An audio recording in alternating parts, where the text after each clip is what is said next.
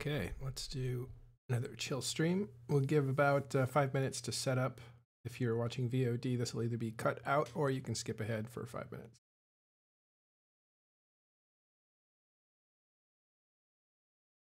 Meantime, I'll welcome anybody who's going to join me. Jump into here.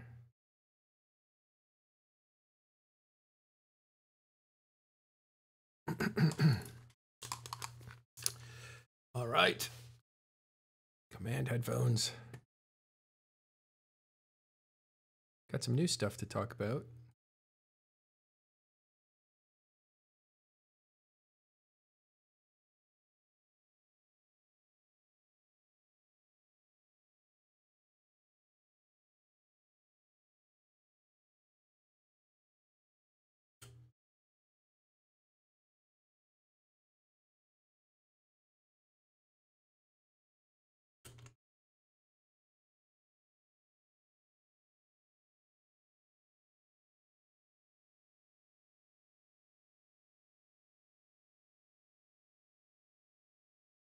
Got to figure out a way to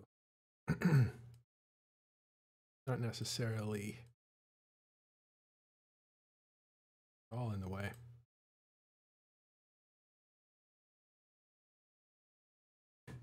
Yikes. Let's see.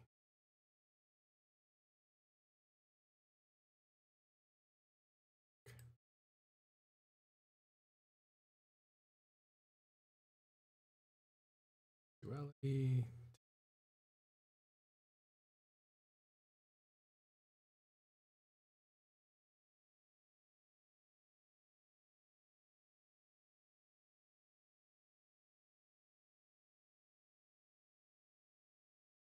I know. Security risk. Having my accounts up there.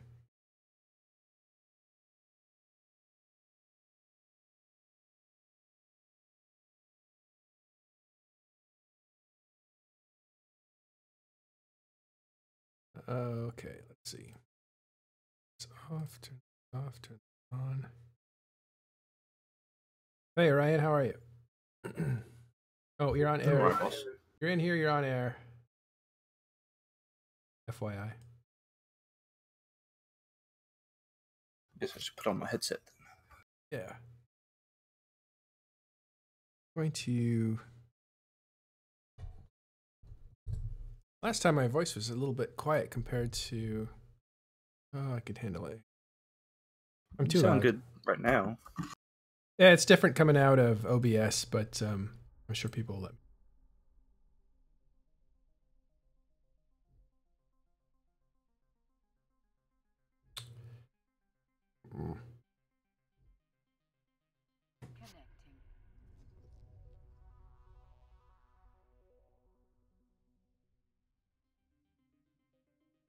Okay. The game.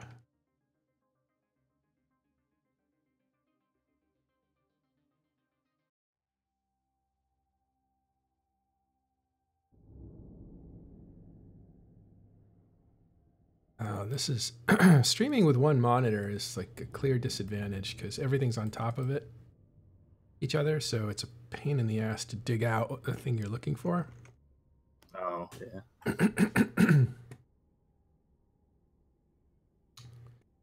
Mute up next time I do that, sorry.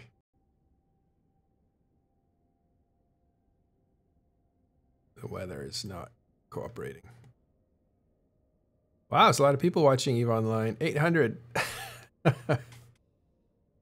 Oh, well, you have... What are they watching? You know what's funny? They're watching Bjorn B, which is natural, right? We host, what do you call it? I guess we pre-host him. And that's exciting to watch. That's gameplay, clearly. But then there's this other guy named Ryan Ors, who's just like growing exponentially. I just noticed this yesterday. Because I was looking at this measuring service on Twitter and it said like how much, you know, how well does your Twitch stream rate, and it compares by game. And so we're like one of the fastest growing Twitch streams. We only started a couple months ago. after we spun off on our own. But there was this guy at the top that was just dominating everybody, and I thought, wow, who's this? Who's this new streamer? I haven't even heard of him. And I look at it and I thought, yeah, he's crushing everybody. So then I tuned in and I saw some of his videos, and it's all like gambling stuff, or that's what it looks like. I can't decipher the difference between gambling, but there's definitely giveaways, and it's that environment for sure. All the funny icons, all the hey, let's get 5 more people in here before we have this raffle or whatever it is. And I just thought, is that really game? Is Games of Chance back, or am I missing some kind of legal loophole here? So there's a clear difference between BRB, who's playing the game and inviting you to watch him play the game, and even inviting you to fly with him, I guess. Or in our case, us talking about the game, talking about the news of the game, dealing with the meta of the game. But then you have It's Back, you know, watch me mine, I'm going to give things away. And it definitely has a casino vibe. I don't know where he's from, don't know anything about him. And I should probably find out, but that really attracts a lot of people. I mean, let's face it, that's the bottom line. Yeah, risk always attracts people. But I thought it was a case of as long as there's no in-game currency being transferred between characters, it was okay. Or in-game assets, should I say? Well, he was giving away in-game assets. But yeah, giving away is yeah. fine, but it's the trading / gambling / escrowing stuff that's the no-no. But if he's just giving it away as prizes, that's fine, is what I understood. Yeah, I think you get into. You've heard about the Raider dude who had the Raider points and stuff like that. Apparently, supposedly he got suspended off of Twitch and stuff like that. You start getting into a gray area when you start doing that stuff. Like, what are you giving me for the stuff I'm giving you that is created by a third party? Essentially. That sort of thing. I'm McLeod, Orion, Seraph. Hello. Hello, guys. I was just going over this site, and I feel like it's a bad, I'm throwing shade over to this other streamer that I'm competing against. A couple of things. One is I'm not competing, or we're not competing against anybody.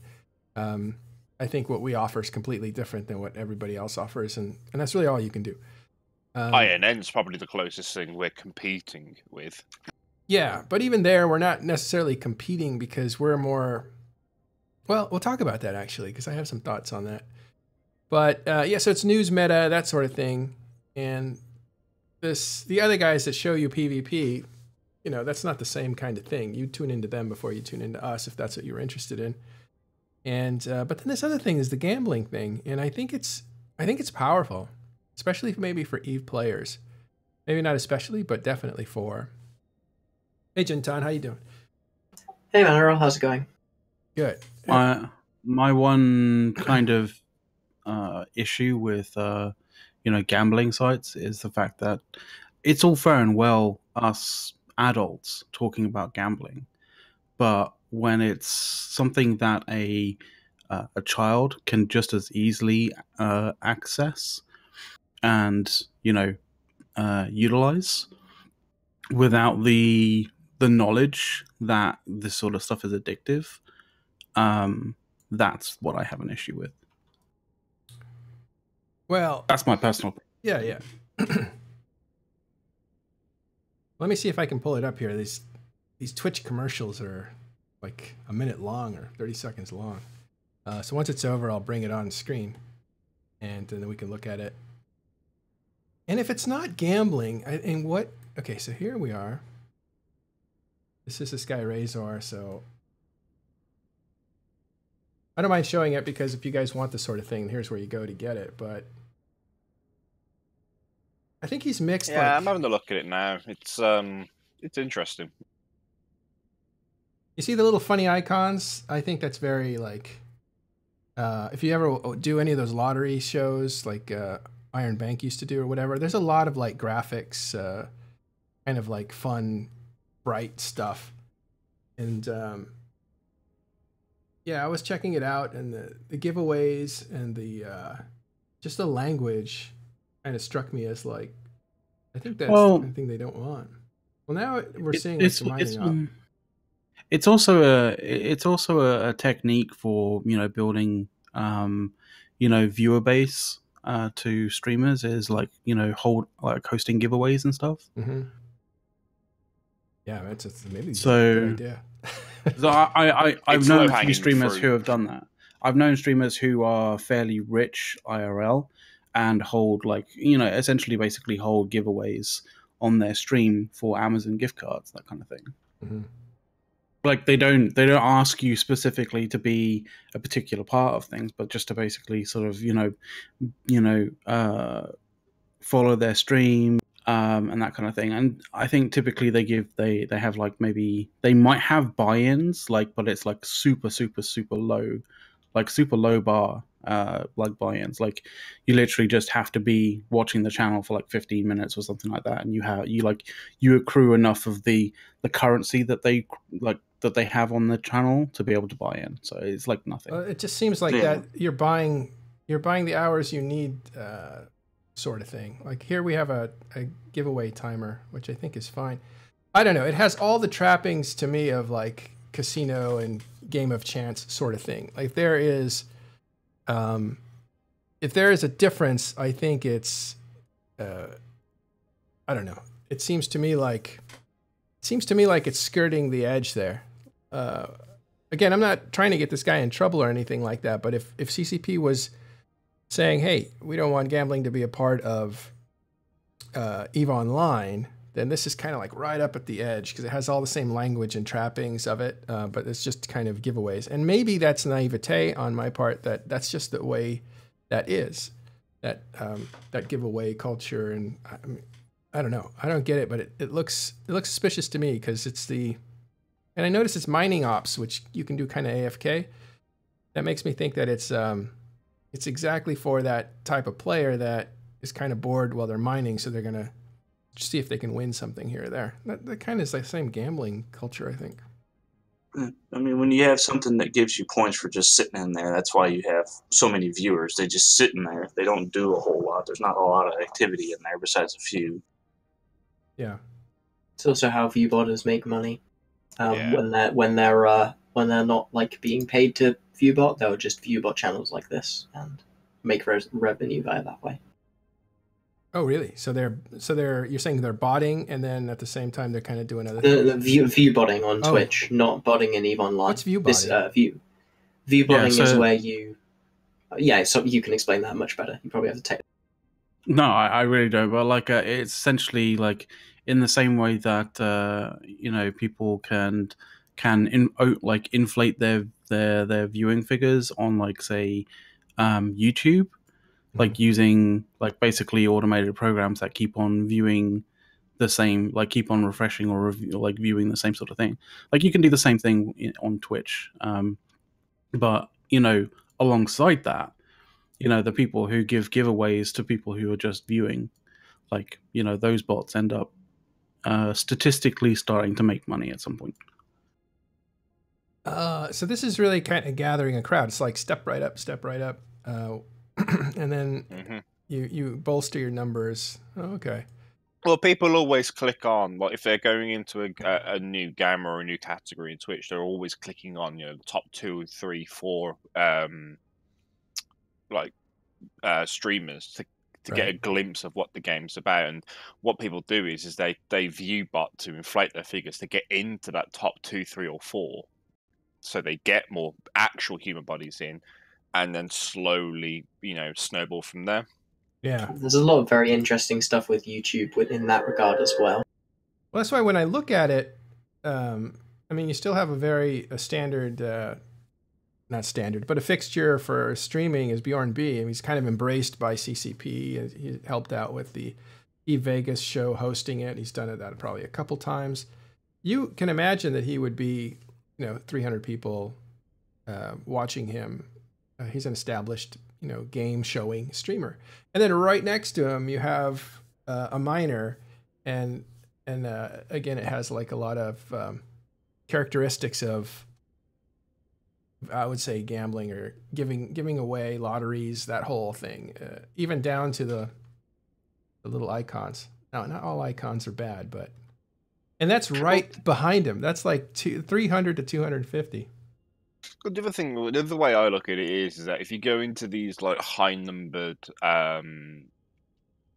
streamers who've got like a couple of hundred people, 9 times out of 10 their chats are very active. So their chats are constantly streaming.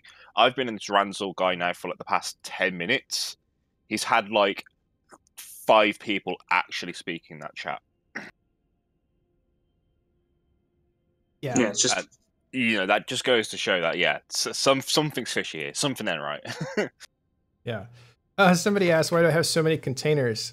Well, because there's stuff in these things, but let me show you something about, if you're looking at screen here. I actually have to use ships as containers because each container has a limit of 1,000.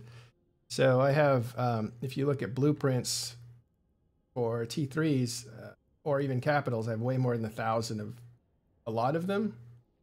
It's just stuff that I've compiled. So in order to see, there's just tons and tons of these things, and they're not necessarily useful because you still have to create them, and there's a cost, and then you have to sell them, and a lot of times what you buy is cheaper than what you can make, and so it's just there's so many blueprints that I have that they really go into containers, but then the containers themselves start to fill this whole place up. You can see this bunch of junk here, but all these containers, then what I do is I just picked up a freighter and stuck them in a freighter, and so now my freighter is a file cabinet. And these are drawers. The defining system on Eve could do with a bit of TLC in the long run. Yeah, That's it makes for sure. sense. Well, they made some it may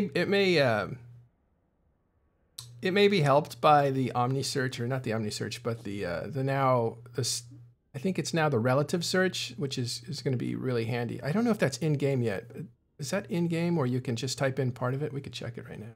My favorite thing about that is them trying to find a term other than fuzzy to call it, because in the industry you'd call that just fuzzy logic. Yes. But you kind of can't do that in Eve because of fuzzies. That's hilarious. Which I think You're there going, interesting. well, that's fuzzy logic, and Fuzzy Steve's going, wait, why is it my logic? What the hell? So this And then you also get half people going, fuzzy logic? Yeah, CCP fuzzy. Let me look up Archon, right? So normally when you did this sort of search, it wouldn't pull anything up. It would pull you to a list saying, what exactly do you want? And you'd have to pick off the list. But now if you just put in Archon, you can just go right to wherever the things are, and then it'll tell you where these things are kept. Let's do, I don't know, someone name a mineral. We'll just do titanium. Pyrite. Well, actually, you don't even have to fill out the whole word, which is great, because now if you just do TRIT for tritanium, this will basically show you where all your stashes are, however big or small. And that is a huge improvement. But for those people who actually like to file things and put things in places, they definitely need to improve that, because right now it's still containers, the container culture, which I never got used to really. Like I never understood. There's definitely ways to use containers. That might be a good tutorial. This is how you use containers to organize your stuff. I use more filters for everything now. The only thing I keep in containers are the corpses. Oh, that's the corpses. Huh? That's a good point. The filters, and then you can get filters down here on any of the. Let's start from, this is default, right? So if you hit your settings and you start turning things on, you can start to see all your inventory at once, regardless of what window you're looking through. So if you're looking through your ship, you can see all your inventory. If you're looking through your station, you can see all your inventory. And then you can start to filter down. And I'll tell you where these things get powerful if you're an industrialist. You can mix and match stuff. But if I wanted to say, I need all the building ingredients for Orca, well, probably nothing will show up unless I get to my offsite building place. But blueprints, yeah, this is just going to do ship, so items. And so stuff to make fuels or fuel related, or filter out just minerals. That's what I do too. With when I'm doing industrial stuff, everything is in one hangar, and most of it's out of boxes pretty much, and then you can just filter out the stuff you need, which is very helpful. All right, enough about inventory, but I think that's a pretty good idea to talk about the container culture and how to control your inventory in EVE Online. I don't think I've seen that tutorial. All right, there's a few things we want to talk about today. Again, this is super casual, so we're not trying to make it agenda laden. I want to talk about anything the guys in here want to talk about. With Gentana, we can talk a lot about CSM and Summit stuff too. But Sure, I was just popping on to hang out, but yeah, no. If you have questions, and that's great. That's what we should do. But are we starting to hear a Jintan CSM candidacy for the next stellar management, or no, I'm not going to be running for CSM 14. Oh, yeah, I didn't want to say anything, but I think he's going to take a break. Yeah, I ruled that out a while ago. just making sure you hadn't changed your mind. No, that's fair enough. I appreciate the fact that people would like me to run, but it's just not really feasible with my real life situation currently. We need a breaking news sounder for that. That's not the first time. I'm the Hillary Clinton of EVE Online. I've confirmed I'm not going to run.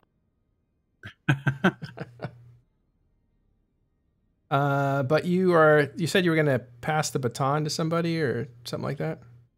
Yeah, Brisk and Killer Bee have both done really, really excellent work, taking over a lot of what I've done. I think Wormholers would disagree. Oh, about stuff that you've done. Okay. Just in terms of like being in contact with the community and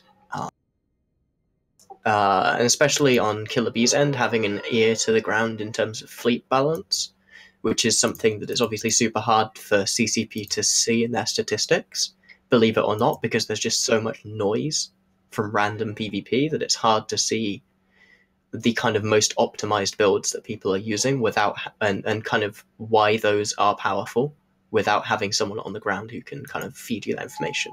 And Killer Bee's done an excellent job kind of talking about even stuff that he's used that's powerful and why it's why it's bad, which I think is admirable. Feroxes. Yeah, I think a fair amount of people may have thought that Killer Bee would literally be sort of how do you call it, like being sort of like playing sort of partisan kind of thing with the NC or with the CSM, but it turns out that he hasn't really, to be honest, which is really nice. Yeah, that's effectively what I'm saying. Sorry, just if anything, I think the CSM is. If anything, I think the CSM has proved in a lot of ways that they're actually focusing on the longevity and health of the game versus their own individual goals or alliance goals. There's a lot of things that have come out of this CSM, like just going back to the last few dev blogs we've had. There's been a lot of noise in the community about CCP not communicating the game plan, not laying out a roadmap of where they're going. And yet, in the last week, we have literally had two big bombshell dev blogs. One for the 64-bit client and DX12 announcement, and then the EVE Aether tech demo coming very soon. If those come off together as CCP hopes, are going to be game-changing fundamentally to the game. Yeah, I think there's also the tournament announcements have really gone under the radar as well. There's been a lot of changes to how CCP is approaching tournaments. They're not quite abandoning the scene as much as I think was initially feared. I had a lot of good conversations with them. They're not abandoning the scene, but the problem is that it's purely you have to be in attendance at one of these fan fests. Not at all. I'm literally telling you that's not what was like. Literally, read it. They're guaranteed, TD support to a certain number of tournaments over the course of this year. We're actually going to have a online tournament circuit. It's not going to be a lot of tournaments on the same scale. That skipped my knowledge then, because You should read articles all the way through instead of just the first paragraph. Okay, well, but it's like when you lead, like when you have a topic, let's a hot potato like the tournament arc, and you lead with it about, oh yes, we're just focusing on this, as the initial thing. It's a bit off-putting to read the rest of it. Maybe it also shows you the limitation of articles. Maybe that's not the best way to disseminate. It's just one of many ways that you should be using to disseminate information from CCP, right? I mean, we're watching video. This is kind of a video show, and I know they do video presentations as well. But I think it's not. I think you need to read articles all the way through, but at the same time, if you need to read articles to know what's going on in the game, I think you're getting only half the population or part of the population, right? Yeah, that's probably a pretty reasonable assessment. Yeah, it's kind of sad, and if you do read a little bit of the article, you should read all of the article at least if it's something important. People do just zone out though. Like I'm pretty sure that's what's just happened to. It was a case of, it's like I read the first paragraph and a half and it's like, okay, they're only going on about the tournaments in the FanFest. I'm not attending any FanFests. It's irrelevant. Move on. They haven't said, oh, we've got this thing in the first paragraph that we're going to do tournament things, but we're also doing this as well further on. They haven't given you that little tidbit to keep you interested if you're not interested in the main bulk of the article. So they need to create an abstract at the start of their. It's because that was basically focused more at TOs like myself. Yeah, these kind of player-run tournaments. Hey, if you reach out to us, we're going to be working with you guys to make sure that there is an online tournament scene. I'm going to be running a tournament in April, for example. That's going to be good. But what's going on there at CCP? Are you as positive as some of the other guys that are saying things are ramping up, things are feeling fuller, like there's going to be more things coming? There's definitely a lot less doom and gloom from certain members of CCP. Yeah. CCP after the summit or before? In general, just over the past 6 months. Yeah. Basically, since the PA acquirement. I know that sounds super shill, but that genuinely has been our impression, is that CCP was cutting quite a lot to make that, and it was really, really grinding the company down. Yeah. And now they don't have that pressure. It seems like everyone's working on things they actually want to work on for once in their lives, and that's really good. So this is Jintan. That's Jintan speaking, and next is Seraph. I have to get the bubbles back up so people can see. I don't know where they disappeared to. Find them. Yeah, I was just going to say, regarding Jintan saying that anytime there's an acquisition involved, company-wise, the morale plummets and everything's pushed 120%, and it's a very, very nasty environment to work in a lot of the time when you're the possibility of acquisition. Everything, all the long-term projects are put on hold, all the pet projects are put on hold, everything's cut back to the bone. It's a really, really nasty situation to be in. I need to say, by the way, I don't know if I said that your full name, Seraph Padicane. Is that how you say it? Yes. It's probably worth differentiating him from the many other Seraphs there are at EVE Online. If I call you Seraph, people will be like, that guy's pretty reasonable. I don't know why he gets a hard time. You can just call him Paddy. Yeah. Yeah, I'm Irish descent. I'll be happy with that. Yeah. There we go. You're Paddy now. Sorry. I recently, and he'll love that I'm talking about him, but I recently let Seraph Bazaraf? Yeah, I forget his last name. Bazaraf back onto TIS server after a year-long ban. And the whole first 2 weeks was me basically saying, stop that too. Don't do that. He's like, what can I do? I'm like, well, you can't do much because, you're Seraph and people expect you to be a shit starter. So you're not going to do it here. He's like, but it's hard. I think what happens in EVE Online is you get reputations. That's one of the attracting things, right? And you can get a good reputation, but you can also get a bad reputation. And it goes for all of us. Some people, don't like to listen to anything I have to say for whatever reason. I don't know, they're crazy or something. But if you're somebody who keeps like, poking the player base and annoying them, you're also, I'm not saying Seraph does that, but people do, you're going to get them basically saying, we don't like you. And at a certain point, it's no longer fun for them not to like you. So they just ignore you. And that's, where some people end up. Mm-hmm. Yeah, you can play the heel for so long, but there's a point where you've got to go, actually, this is too far. Harvey's here. Hey, McLeod, I don't know. Can you fix these bubbles or help me fix these bubbles? I think you gave me the code, but they don't seem to be working anymore. And Fighting technology again, Matterall. Actually, to be fair, it can be pretty pernickety at times. So yeah, I can completely understand. I can't even access it myself. Like I know how to do that, but for some reason it says like you don't have permissions on your Discord when I clearly do. So I don't know why it excludes me. Yeah, it's a different thing. Hang on a second. Yeah. You need to bring a little console on fire for Matterall. Harvey's here. Hello. Yeah. Comrades, hello. What's the second name again? Skywalker. I'm not going to butcher it. I've experienced this one enough. Skywalker. But I actually just someone stole my identity in Parasitic Legion. There's a corp called Higher Than Everest Dot, and the CEO is called Harvey Skywalker, spelt correctly. Oh. Where do I go from there? You got dunked on, my son. I'm not entirely certain whether he's more legit than you. I don't know. Yeah.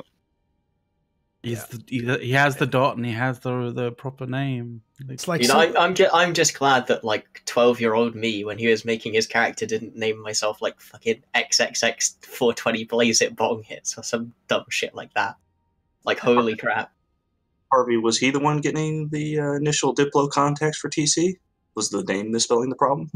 I think whoever it was made the character a bit late after TC. I think it was when we were in PL and we had a structure in Igniting, the JF center there, and I think people were trying to like use it as a bait or something. It was some kind of elaborate Eve scam to try and get people to use the to lose what looked like a Pandemic Legion Higher Than Everest structure that actually wasn't. But it didn't work. So that's Harvey. I have to say it right now. Harvey Skywalker. Just say Skywalker and pretend it's L. It's the easiest thing. Harvey Skywalker, and he is from formerly Black Legion, and then he was head of the culture that lived in Fountain and pacified it for a while, but then sold it off to the Imperium, and then part of PL, and now part of, is it Skill U? Yeah. How's it going there? Yeah, it's good. Okay, we'll leave it there. We'll do proper interviews on the show.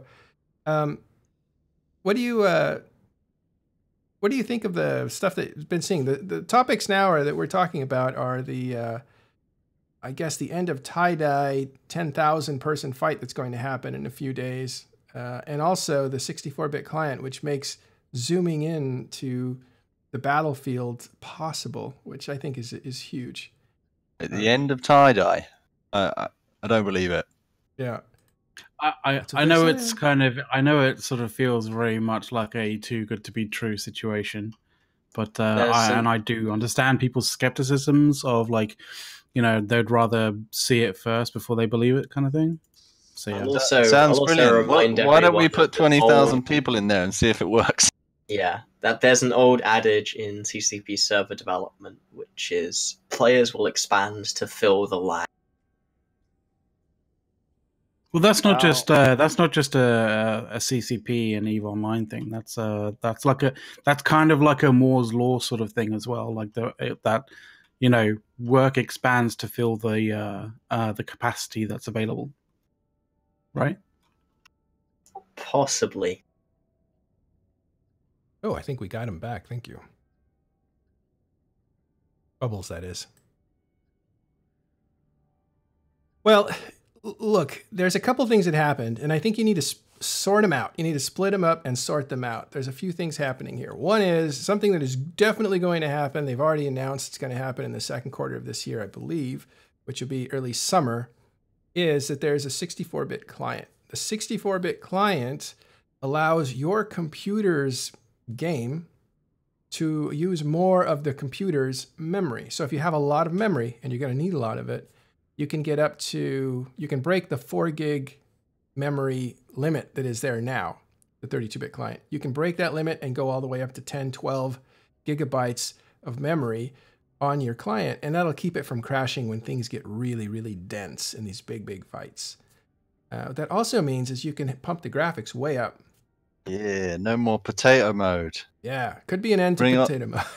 Bring on UALX2. Let's go. X47 again. Do it. But Full you know, graphics. that's what's going to be amazing is now when we cover the fights, like at first I was like, okay, so it's a prettier client for the person playing the game. That's fine.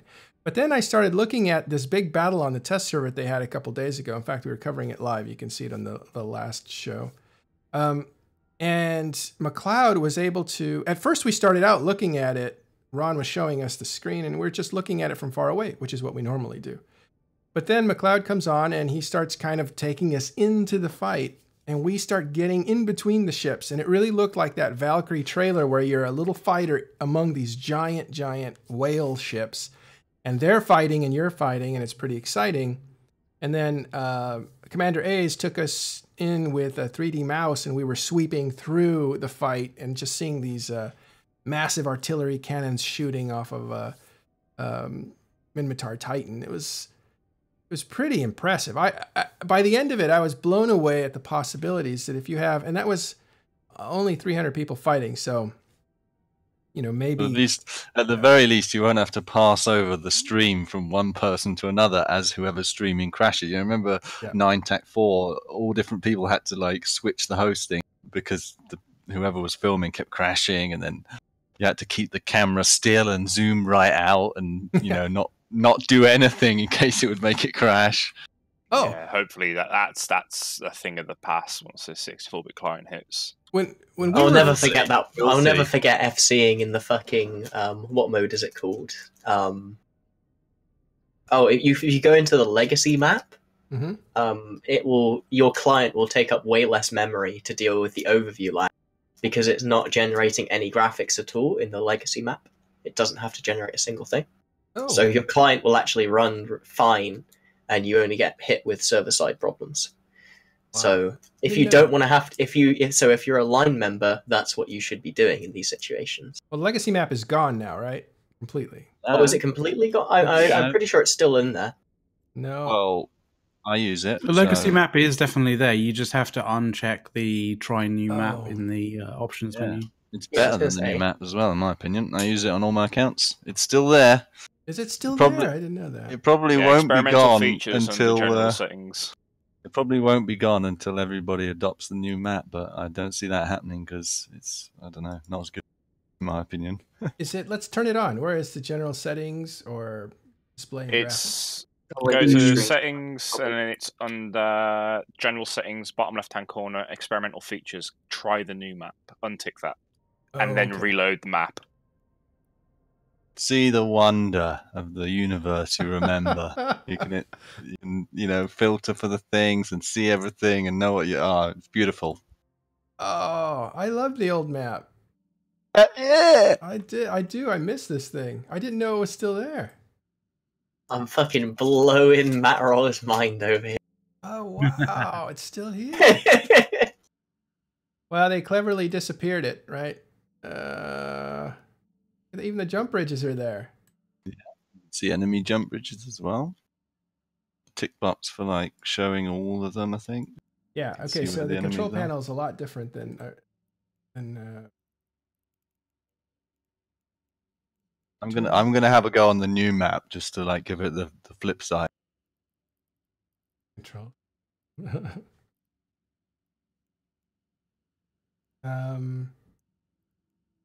I wonder how much of this stuff is antiquated, though. A lot of it's jobs, what I've gotten pounded. Oh, I totally missed this map. You know what else you can do with this? And this is where you've seen it flattened right now. Is you can turn on... You know what the problem with the new map is? The bubbles just don't register as much. If I turn on statistics here, it should be a lot better than... Let's see. You can. I don't know if you can do it on the new map. I'm looking at. You can do the tick box to see where you've been, like where your character has flown as well, and like how many times. But like if you frequented a region for a long time, it'll be lit up. I'm just trying to work out how to use this new map. You try the new one. I'll try the old one. Let's see. Station count. That must be funny now that there's less stations. Yeah, they've got systems I visited on the new one, yeah. Yeah, that's under my information, I think. Yeah, so you have my information here, and this is the old map. You can find your assets. Where are my assets? Yep, and then asset wraps. I don't know what that is.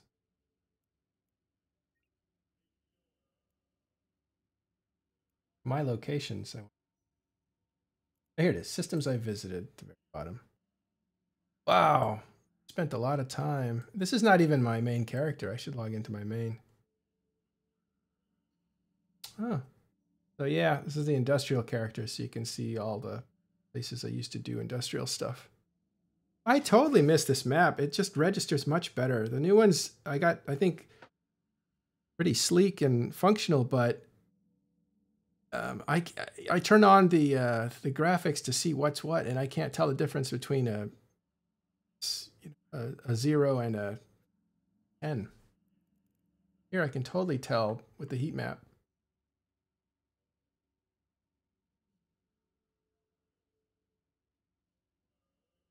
Let me get on a different character, and I'll show you all the places I've actually been.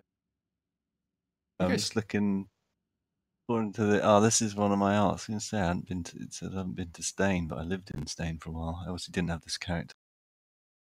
Haven't spent much time on this character in the drone lands either. Yeah, it's interesting, isn't it? Seeing where you've been. Yeah, that's part of that. The whole tracking system. See all the things, all the activities you've done.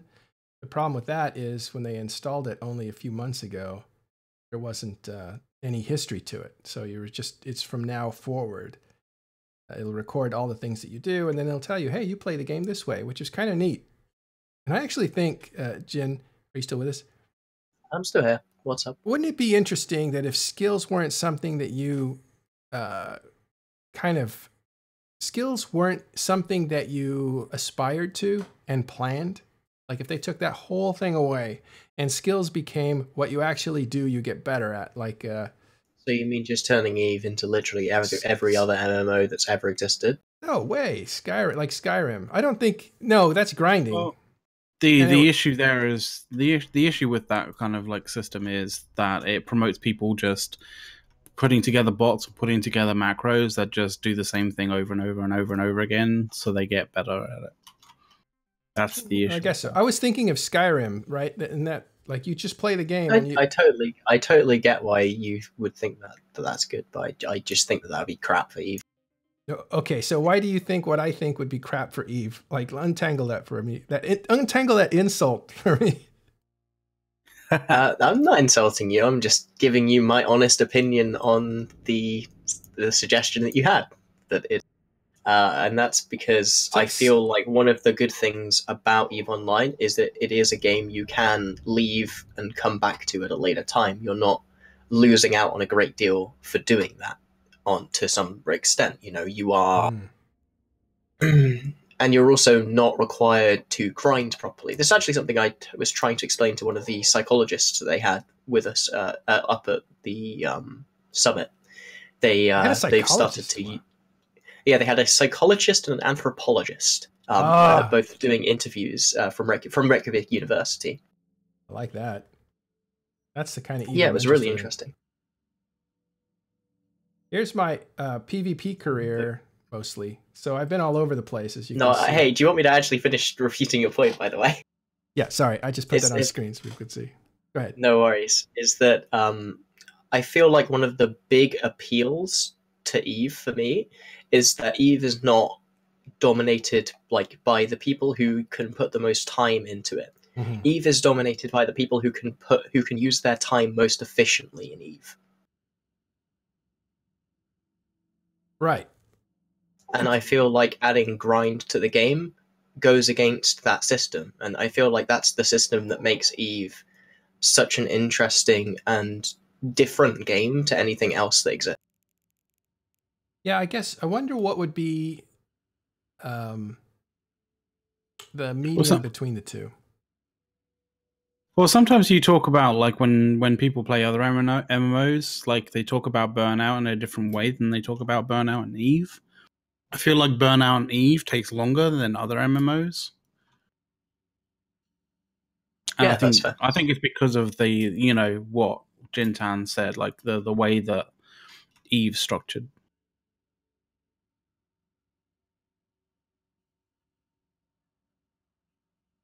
Well, I get that. I don't want to compete with grinders that have a ton of time to be able to put into the game, and they are the ones that rule the universe or whatever. But I also don't think that it has to be one structure like that. Like if you're playing WoW, or if you're playing, that's not true. If you're playing WoW, you get experience from grinding, but you also get equipment. So that's two things that you need to have in order to compete. Yeah, but you get that in EVE Online as well. It's similar, like that fundamental system of kill things, get things is still present in EVE Online.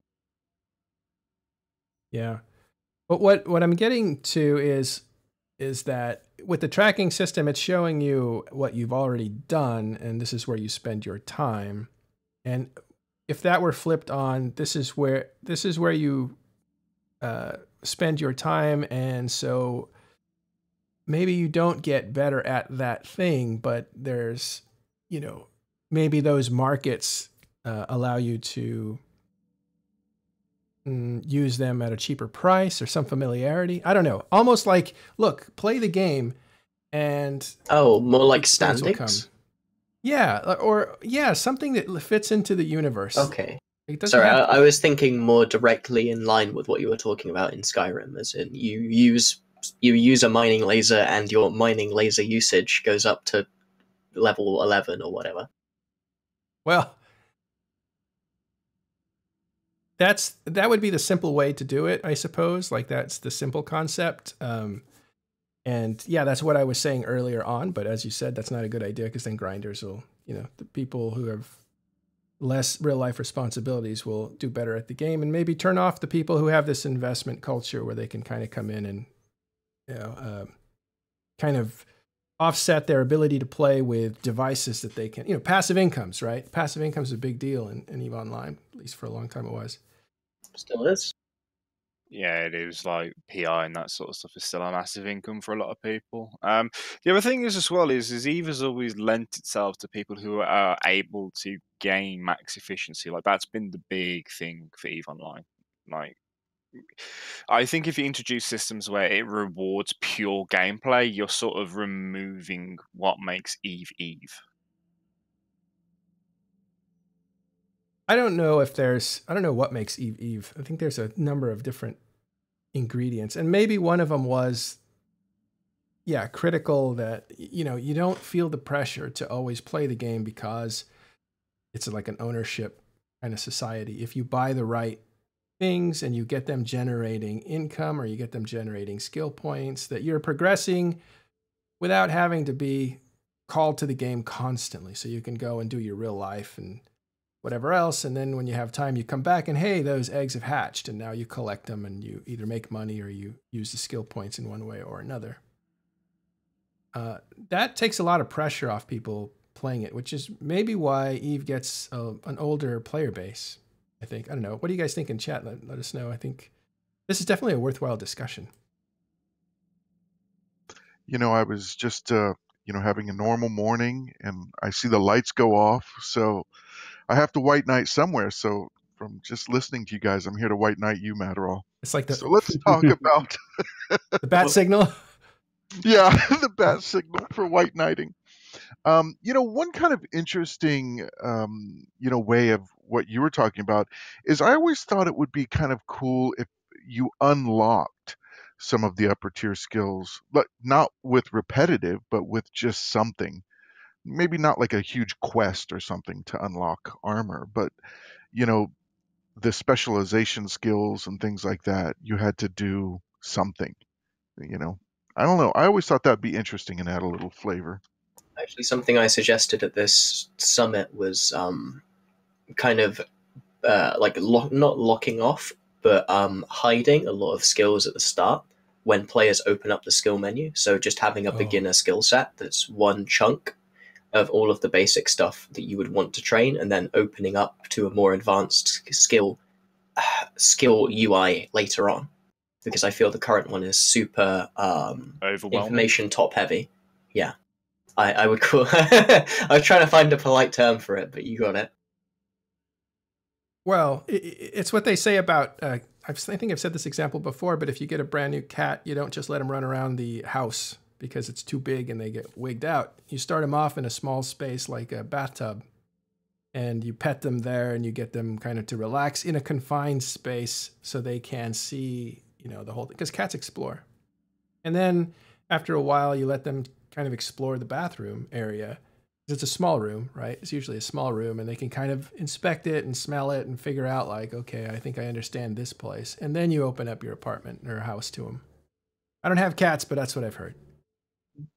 If you wanted to kind of base it off of real life, and kind of revisit the certificate system again a little bit. I mean, it might be kind of interesting, and going off of what Jintan said, which is, if you want to fly a freighter, like you need this certificate and this certificate, which is going to involve a bunch of other minor skills, but it's the same as, if you get your pilot's license, right? I mean, if you want to be an ATP, you need to have this certification and this certification. If you want to get certified on a particular plane, well, you need, all these, requirements.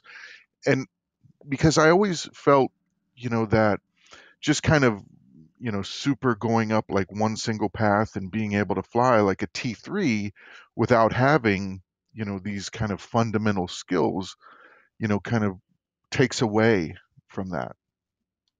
Yeah, somebody says here, wow, Fabs, you unlock skills with ISK. I don't know if that's a statement or a suggestion. No, that's just a statement of how the game functions now. You have a direct ISK to SP transfer rate. And I think that's only part of the problem. I mean, making it a little more palatable for people to look at the skills, what you need to get into is part of it. But Eve is about putting the effort in. If you don't put the effort in, you're going to struggle. Even then, it's still a struggle once you put the effort in. We were talking about burnout. There's a different level of burnout for PvE folks, for folks who do that kind of stuff. It's a grind and whatnot. And when you look at it from PvP and FC's point of view, when FC start burning out, you start losing a lot of content within Eve itself because those guys aren't forming fleets. They aren't doing things as much, They're not creating those bigger fights as the FCs grow. They just get tired of doing these things. It's honestly terrifying that if like 50 people left EVE Online, like 50 specific people, I'm fairly sure the game would die.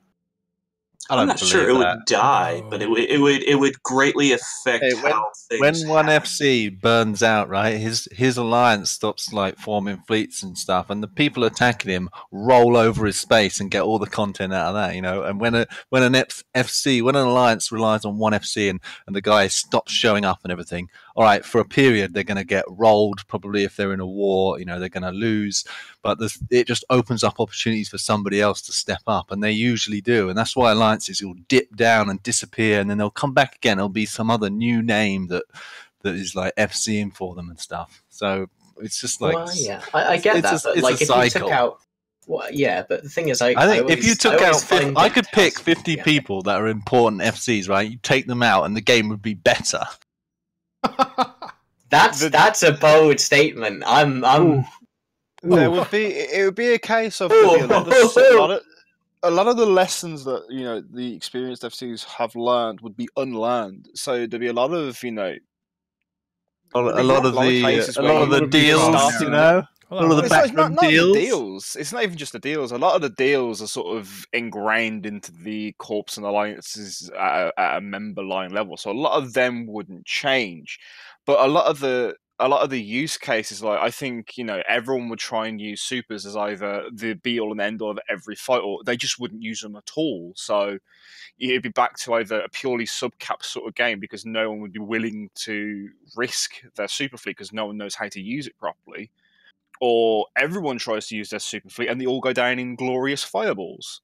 Another thing that this brings about is there's a cycle to it. Alliances die usually, and they reform, do something else, or do other things. What we're seeing a lot now is groups are dying and they're just forming into the larger. A lot of alliances aren't dying anymore. They'll get to this kind of little, barely able to breathe threshold, and they'll cling like a parasite to these other coalitions. And they just kind of feast off that and kind of grow back to almost a stability point until they feel like they can do their own thing, and then they just kind of fall back to it, where they're an umbilical cord to that group. Not growing, they're not dying. But again, it works the other way too, where if that group dies, they just join the main coalition as part of that main alliance or corps. Well, you were in Triumvirate. That's what it's like, isn't it? If you have an FC around, you guys are active and doing okay. But if the FCs disappear, well, Tri was Garst and CPA and I done forgot his name, but there was another guy who went over to Skill Yourself. Harvey, I'm sure knows who I'm talking about. But CPA came, didn't he? That's the only one I can think of. Well, there was someone else. I saw him way more than CPA, and he ran a lot more. There was someone fleets. under CPA. So CPA was like the ringleader, but there was someone under CPA who ran a lot of his fleets. But when he left, I'm trying to think of the name as. When he left, he caused a great black hole because he did the needed fleets, the fleets, the response to Entosis, the defense ops. He did a lot of that when Garst wasn't around. And when he left, that created a bigger hole where other FCs were filling. And that's where you see a lot of where we got our heads smacked. Because I did some of those. I'm not a great FC. I fill in when I can and do things. But when you're facing groups like Scare Yourself, guys who have a high end to what they're doing, they take every little misstep and crush you with it. And it's for newer FCs and guys who are still learning and growing, it's a painful process. And Triumvirate got their heads beat about because they don't always want to fleet up for guys who aren't CPA, who aren't Garst. And so you're running with lower numbers, so you're already at a disadvantage. Yeah, interesting. Yeah, people want to show up when. Hey, I got to leave anyway. Good to chat to you, and see you later. Good to hear from you as well, Ryan. Sorry, buddy. Gotta go. See you around in Tenerifis. Take care. I love the way he flipped that on its head, by the way. And just to kind of keep things in perspective, what percentage of the player base are nullsec people? Aren't we only like 20 or 25% or something like that? It's a small one, but it's the more cage rattling for Eve part of it. Oh, FRSD. FRSD was the person I was thinking of. Where'd he go? He went to Skill Yourself actually fairly early before I think we even left Innsmother. Looking at Triumvirate here, I just like you still have 450 people in Tri.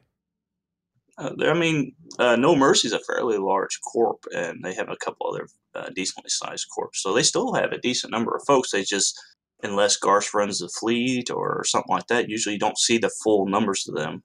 They're trying to rebuild up in Pureblind. They seem to be getting quite the regular skirmishes up there. Yeah, they're still doing their thing. I mean, they're still going by. No hate towards Triumvirate at all. They're growing. Hopefully they'll keep doing things. I mean, if you look at Scare Yourself, all the corps, there's a bunch of corps in there that had left Triumvirate. Avalanche has been one that moved around quite a bunch, but they're in there now. You have Hired Everest that moved around, went there. Crystalline left, of course, with CPA from Triumvirate to Skill Yourself. I love what Adama says here. 20% of the player base, but 90% of the ego. Sounds about right. Pretty funny. Oh, that's easy. Yeah, I mean, that's truth. Easy. And if you ask each other, we're 100% of the ego. Mythos, you're looking at that screenshot for Triumvirate, a Greek corp that's been around. I think they're like one of the only Greek corps left in Eve, as far as I know. Or at least one pure Greek corp. Yeah, I think I was in Nully with these guys right here. They're coming out of Razor Alliance and AAA. When AAA was pretty good, 2009 to 2012, I think. They're really good folks to hang out with. They're fairly good people. Area in chat, or Aria Eve in chat, So, there was a summit, I think this was FanFest, and this is 4 or 5 years ago. And CCP did a breakdown and they showed some slides. And I can't, for the life of me, find that video again. But I think it might have been 2013, maybe. And they were saying that something like 80% of the player base never participates in PvP, and that includes, whatever. But then there was something like 60 or 70% of the player base never go to null. And, so there was a lot of numbers. And that was also the one where they gave the number of, they said 50% of all the people who start Eve will not stay. So that was it was an interesting one. If you can find that video, that'd be great. Well, they actually end their careers within the first few days, don't they? They have a huge Right. following. Yeah. It was something, and it was like 2013 or 2014, and it was at FanFest, and it was at their big presentation. The guys at my real life work who tried it didn't last. One guy lasted a few hours, and he's like, "Where's the shoot button? I'm out of here." But then there was another guy that kept trying to do it, and then he kept getting lost. Like he'd run out of ammo, and he'd be like, "Where's the ammo? there's a market. How do I get to the market? How do I buy ammo just so I can shoot this damn thing?" And that's why I think when CSM was saying, like, new players shouldn't worry about fittings. Like that's a secondary. That's later on. They should not worry about ships at all for the first, I don't know, however long they need to just get acclimated to the game. I completely agree. I think there should be tier 1 ships that are fully fitted that you can just buy right off the bat. Like super noob ships, and just not have to worry about like level 1 mission running ships.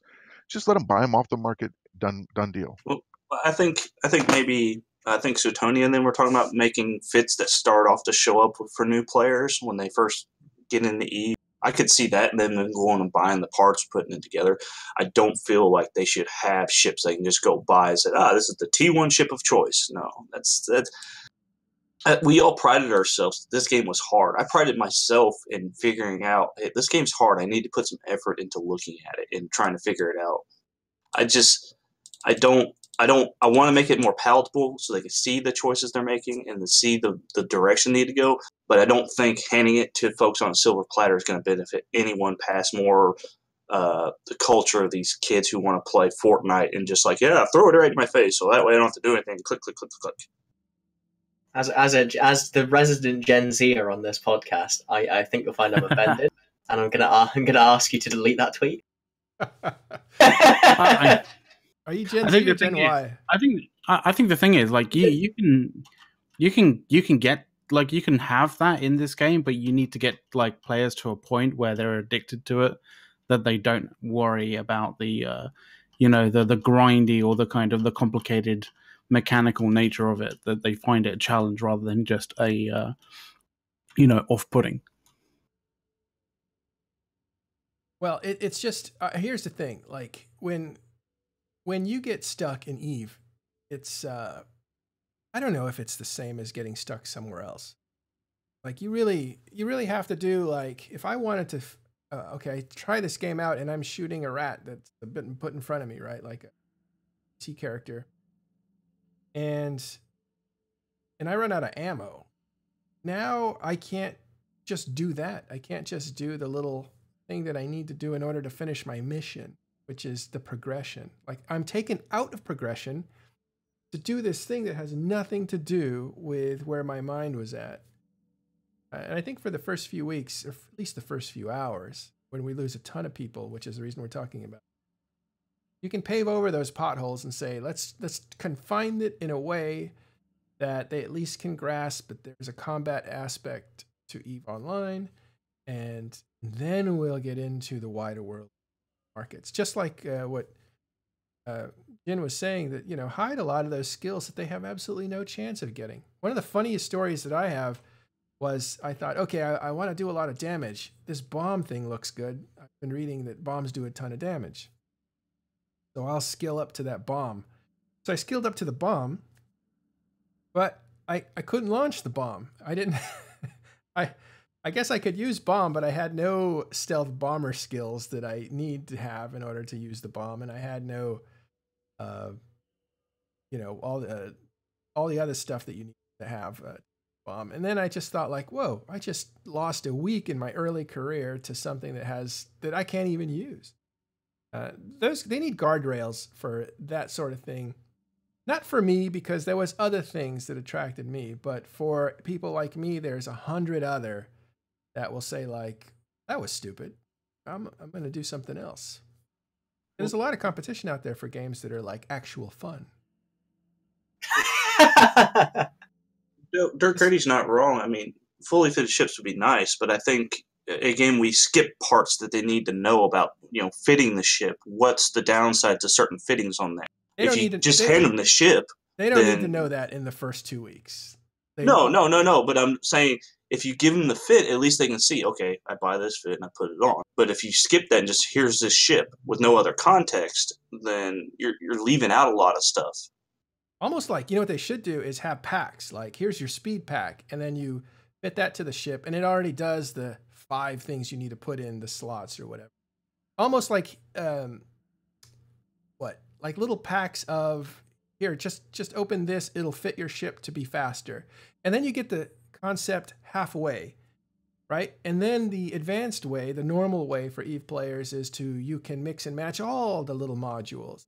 But initially, instead of mixing and matching all the modules and running out of power, running out of CPU, they give it to you in a pack that actually works. So you just drop it in. And that would be, I think, an interesting half step to the concept without blocking you from saying, why can't I fit this damn thing in here? I need an armor repair, and it doesn't work. And you don't even find out it doesn't work, right? I think a lot of this will be covered with the new fitting, like the recommended fits. Once that gets fleshed out properly and working correctly, a lot of these sort of issues about we need to give them starter ships, we need to do this, a lot of that will be covered in those sorts of, I want to be able to PvE against these particular rats. This is the sort of fit I should be looking at for this particular ship. Right. I don't think that's going anywhere, though. That was an idea that's just dead. And, if we're talking about like the new player experience, right? So one thing that I've always felt was really lacking in the game, is a type of better business bureau. Some sort of reporting mechanism that you can use to discern like good corporations from bad corporations. I don't know if you guys remember, but it was like about a year ago, and I'm sure it's happened several times, but there's always these weird, scammy, like high sec minor corps, right? That they start up and it's like 60 to 70% taxes, and it's like slave labor kind of, right? And I think that there should be some way for a new player to be able to identify that, hey, this is actually a decent normal corp, and this corp is really, really bad. Because CCP has said that one of the things that people tend to retain their subscription to Eve is when they get into a corp. So I mean, like, is there a way that we can put stars on Eve Uni, that kind of thing, and we can put down to Joe's Mining, I, I, with space and all this technology, you would think that there was some way, or Yelp or something, for corps that we can all just, hey, this corp scammed me, that kind of thing. Well, I think it needs to be more of a PSA thing, because as much as you can give like reviews to, like, if you could give reviews to certain alliances and stuff, like, people will find a way to basically abuse that system and be able to create a scamming corp with like 5-star rating and all that jazz, right? So I think the better way to do it is for like CCP to maybe like put out PSA videos that are very visible to new players. And so it's like, if you find that you're in a corp that, and this is happening to you, consider moving on, all that kind of thing. You may be, you may be entitled to compensation. kind of thing. intimidating with that light. Pretty funny. Anyway, let's move on to something a little bit more interesting for us. I'm putting it up on screen now. Oh, go ahead. The Eve just posted a interesting little tidbit about a possible Triglavian capital ship that's been hiding in game files. Maybe Jintan knows something about this. Yeah, I think some background on that. Uriel, who is a lore kind of aficionado, put up something on Twitter saying, look, it's practically, let me find that, being built now. If you look on Twitter and his... there were pictures that were released somewhere that of some kind of Triglavian ship that people were speculating that was going to be a Triglavian capital ship. Well, it's on the same scale as a Moros, so... Here he is. Okay, well that's... You know, one thing I find amazing is he actually wrote up a font that's a Triglavian font, which I've made a font recently, and I know it's a lot of work. So this guy is dedicated. But he's also the guy that did like 200,000... what was that planet thing? The exoplanet thing? He did like 200,000 attempts. Project Discovery? Yeah, in like a day or something. So clearly he's motivated. And here's the Triglavian post that he put out. Shows off like in the shadows. I think he was able to pick out what looks like a giant ship. And so what he's saying is like right here, it's literally under construction. At least on this is the test server. This is not actually.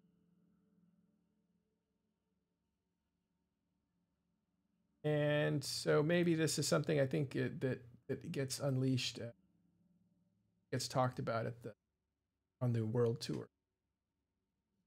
So he's got different pictures. It could be just a backdrop for an event site or something as well. Yeah, sure. It could be. It could be remnants of Legion, right? Like they were supposed to fight on ships. Yeah. So they just have models that they're using, but with these events, that's how they bring those things out, though. They talk about those things. Sure. And that's how I could see where they could start bringing those out. There's a lot of hype for these new capital ships to come out. Like the Triglavian gimmick works really, really well in a Dreadnought setting. Like it becomes scary. If you had 10 to 20 of these Triglavian Dreadnoughts at the same like spool settings as like the Lashak does, they're Titan killers. Like they are serious Titan threats. let's see the trailer that has Titans that do that sort of thing. And that was Dominion, I believe. Dominion trailer. Funny how we remember trailers. But this one had very end here. After a back and forth, you have these giant Titans, avatars coming in. You can see one in the distance on the right-hand side and one in the foreground, and they're lighting up these new Doomsdays. This is when the directional Doomsdays were introduced. And they just blast the station, which doesn't show the station blowing up because at the time you couldn't blow up stations. But the idea was that these giant Doomsdays take out massive structures. And so now, if you think about it, and they make these Triglavian laser boats, basically, and they're dreadnoughts, you have what could look like that, because you have player-made stations that can be blown up with giant directional lasers. It'd be very interesting. But I think we're jumping way ahead. I don't know if that's what they've got in mind or anything. See that one more time. It's an interesting hint towards the future, though. Like this is one thing I've noticed CCP's been doing. Like in the last week, it's like we've always been clamoring, like we want to know what's going on, we want to know what's happening in the future, yada yada yada. And literally, this week has literally been info dump after info dump of here's what's happening in 3 months, here's what's happening in 6 months, here's the long term goal, and it's like every like player's like going, holy shit, there is so much coming to this game in 6, 12, 18 months further down the line. And it was funny because that like, you know, you think back like 3-4 weeks, people were literally there going like, you know, we have no information at all about where this game is going and what's gonna happen, etc., etc., etc. Now it's just like information overload, right? I can only get so erect sort of situation. I definitely did not put that in a particular reply to a particular thread on Evo forums. So besides my audio being off by a second, sorry about that. Unless there's a damage cap for these lasers, which is a good point, because that's how structures die. They die with a damage cap so that you can't kill them all at once. It takes a while to actually kill them. That's what that mechanic is all about. It's so that you don't have 100 ships destroying something in 10 seconds and you have 10 ships destroying it in 100 seconds. Both those groups wouldn't be balanced out with one. I don't think these will be aimed towards structures. I seriously think these will be aimed towards player ships, supers and titans. Like, a small group of dreadnoughts against a small titan force is nothing. But these dreadnoughts against a super in their single siege cycle could be a serious threat. If these, like, people have spouted numbers of like 20,000 DPS. Well, so 5 of these is doing 100,000 DPS. That's a lot of damage. Well, the thing about Triglavians is they don't do damage right off the bat. Drifters do. Drifters have that super weapon that does an immense amount of unsurvivable damage. But Triglavians heat up. So when you connect that laser on your target, it starts to slowly ramp up the damage to a certain maximum. And that's why it's effective against structures, as you can have a low number of ships hit a damage cap and stay on that damage cap consistently. But these don't exist yet. We're speculating. This is even test server footage that was published out there. We think they're moving in that direction because that's just a logical direction to go. But who knows if they arrive at it this year or next year or in 5 years. And that's something else. I thought the next set of faction captains we see would be the Angel Cartel ones. Yeah, and who's to say they can't do two things at the same time as well? Like put those out and then put Triglavian. Triglavian seems to be on its own track with its own. But we have asked for Hello, the Brisk. Angel stuff. Hey guys, I thought I'd pop in while I'm in between making funny photoshops. We have asked for the Angel stuff, but it seems to me, I feel like they've kind of gotten into the mode of doing trick stuff, so they kind of want to pad that out. So that There's makes me also feel like it's going to be more apparently trick stuff. Yeah. There's apparently reasons, effectively, why they have not come out. sound effect. Oh, I'm playing Magic. So there's reasons I assume that are under NDA, shall we say? I don't like to talk about things outside of school. That's fair enough. No, I can honestly see like CCP doing something like pretty spectacular and literally releasing all of the final pirates in like one go or something like that as another event of some description.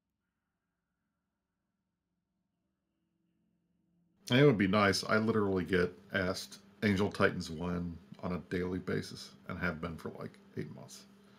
So, you know, It's because they're like going to be like definitely the uber ratting supers and titans and carriers because of the warp speed.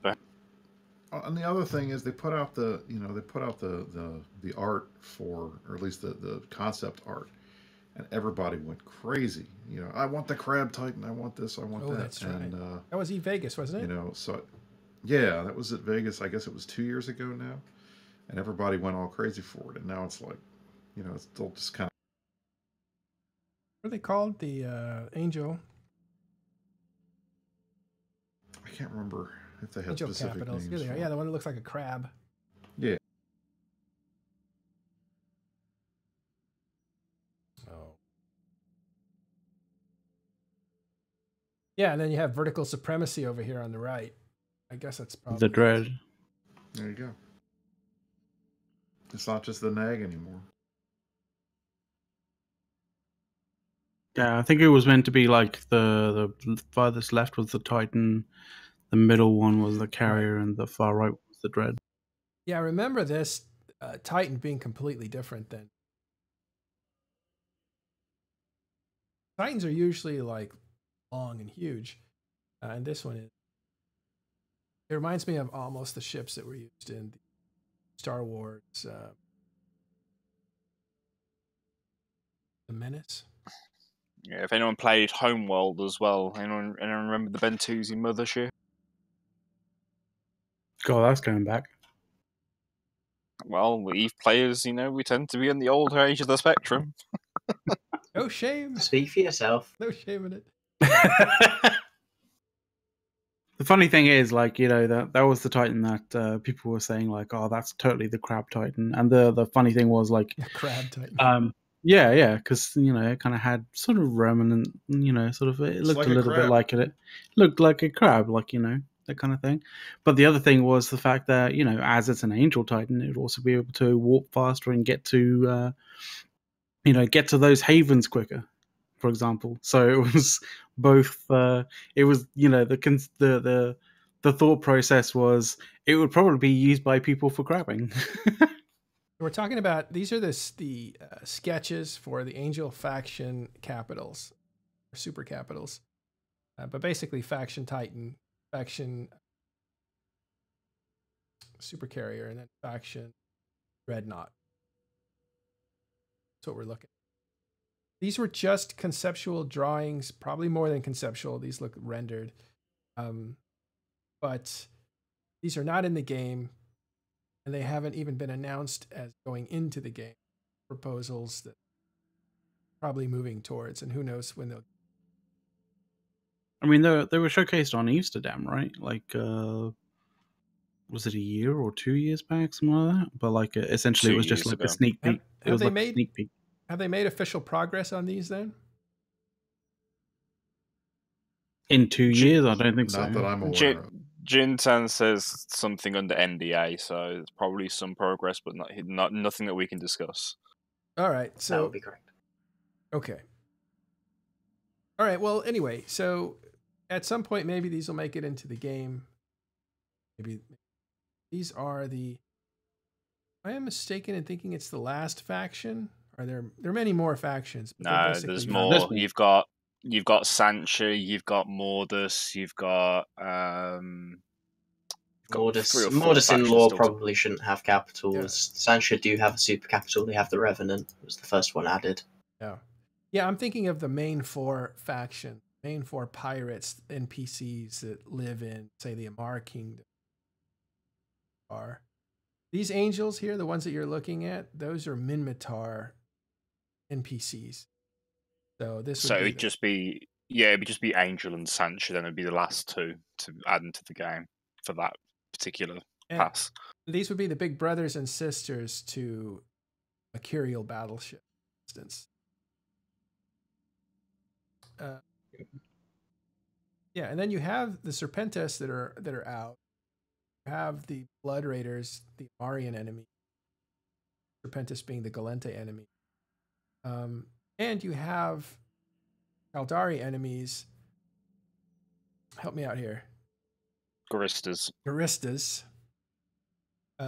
Right? The Garistas are the Kaldari Galante. Yeah, they're primarily Kaldari, because they're actually formed from renegades from the Kaldari Navy in the lore. And in fact, it's rumored that the Scorpion was based on the rattlesnake, not the other way around. There's a fun one for you. Oh, interesting. I didn't know that. So the faction battleships for the Garistas, and they're the enemy of the Kaldari. The one group's enemies, Minmatar, their enemies don't yet have super capitals represented in the game. So these are drawings that were given a couple of years ago at Vegas conference that this would be at some point in the game. And that would complete the four empires, basically. There's a lot of little factions. I think the other reason that was really hyped up is because they're different. They're not just like a reskin of one of the other super capitals. Because they'd be a new model, yeah. Exactly. Yeah. And I think it's always been a big thing with EVE Online. Art department, it's as a former art director myself, clearly not for games. I worked on entertainment stuff. It's a different beast. But artwork is hard to do. It takes time.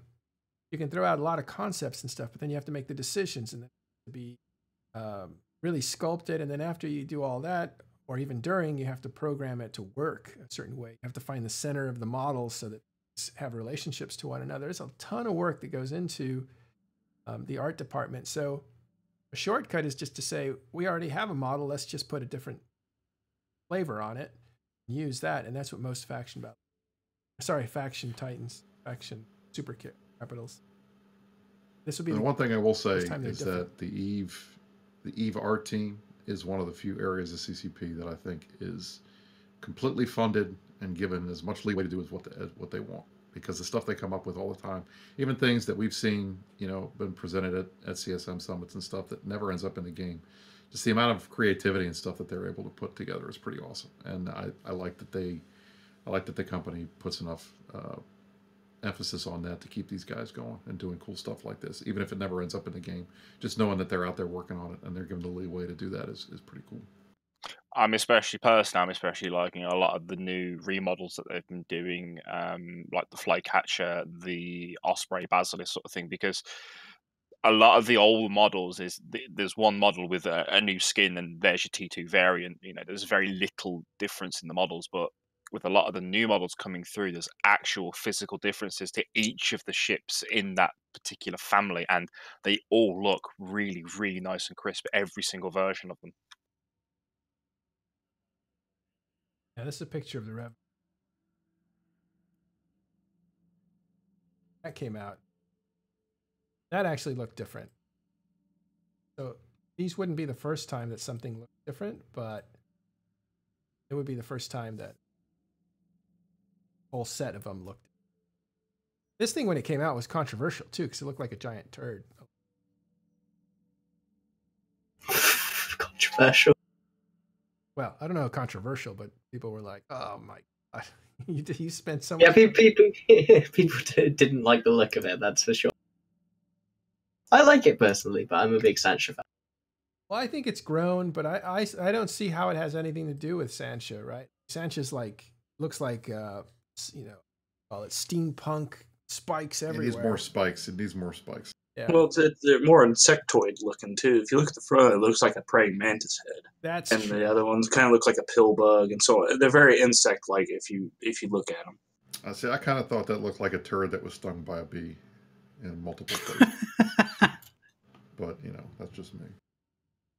Well, anyway, so that I mean, was the bulbous nature of it does make it look a little bit more Galente, to be honest. But that's just me. Oh, the color too. But yeah, that was a while ago. Since then, it's changed. They might be introducing these at some point or something like. Okay, but we started off talking about Triglavian stuff. I keep trying to move this. Let's see. Oh, We keep batting it back up. Yeah. We're going to revisit the Twitch stream for EVE Online. I want to see how things are going, how they progressed. Refresh to make sure this. Yeah, you still have Bjorn B with like 400 people watching, and this what I think is like an interesting approach to gambling when you're not supposed to gamble in EVE. The streamer has 300 people watching mining, but while he's doing mining, they're doing raffles. Feels very gambling.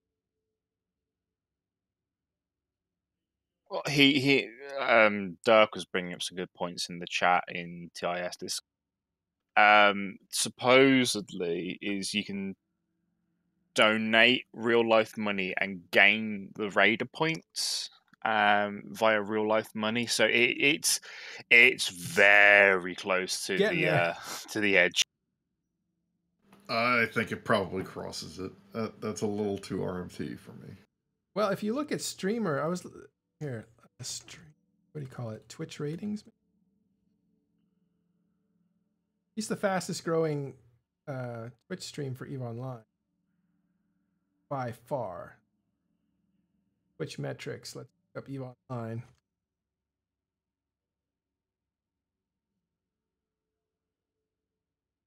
Streams. No expert at this.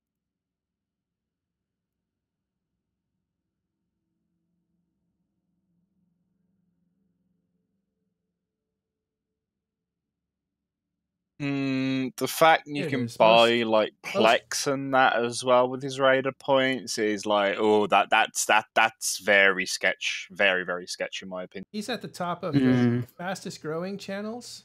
We're here too, but he's above us. That's okay. We're different. But most watch channels, he's over Bjorn B. But he's not doing anything. It's Well, he's orca mining. mining. The only thing he's doing He's not is even. He's not even talking. He's It's orca just mining weird. and then showing off. It's just weird. I don't know. I don't know how I feel about it. Because a lot of people sitting there. Some Eve players like their gambling.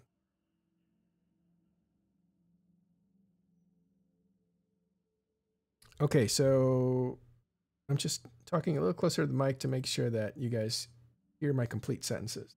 Let me know if you don't. If not, I'll have to move to some kind of push to talk. You're fine. I'm hearing you fine. I don't know Alright, who's yeah. not hearing you fine. Yeah, Eve and gambling, they have a long history. Let me close this up now. But this guy, he started out, I don't know how long he's been doing it, but I get the feeling it's not that long. But, he's picked up thousands of followers. Yeah, here it is.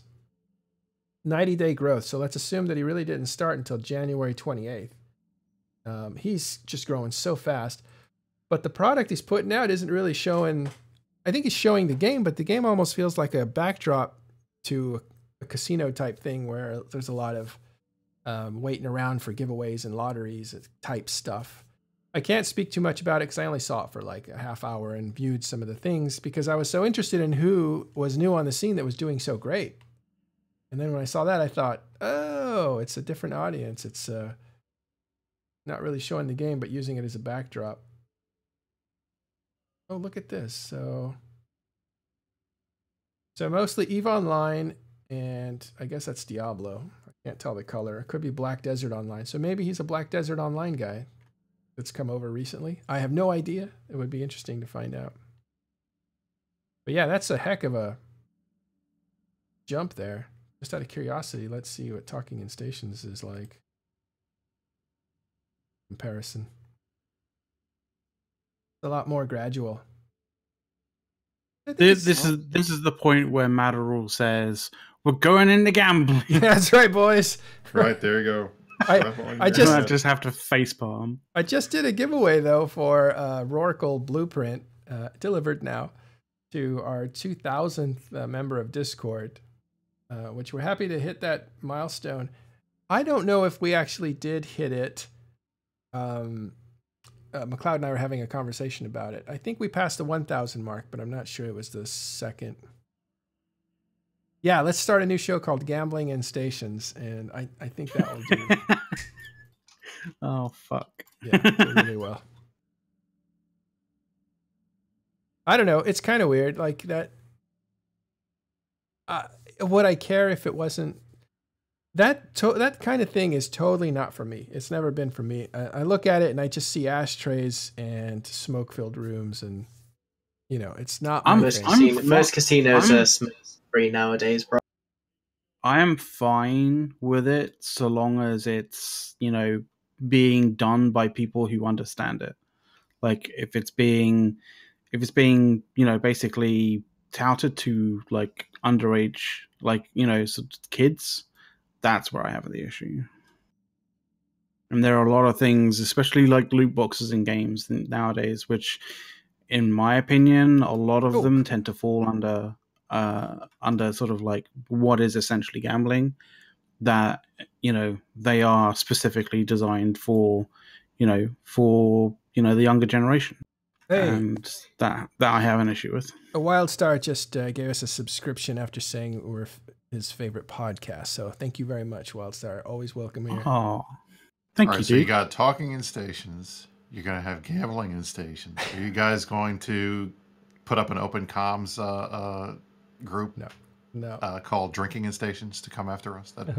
No. Well, we have a Drinking blind date show. game, a blind date show called Dating in Stations. I'm more interested in that than I am getting drunk and or gambling. You'd have to have a host that actually drinks, so that would be the problem. Heck, I would not do a gambling show like ever, but it takes a certain personality. I think you have to like be like a dealer almost. If you look at people who do it well, and by well I mean if you look at Iron Bank, he has a certain way of communicating with the fans. keeping them engaged while he's, basically shuffling cards. I mean, it's no, hey, CPU, thanks very much for that. We really love that kind of thing. That is subscription support. Put that in there. Yay. Thank you, dude. Yeah.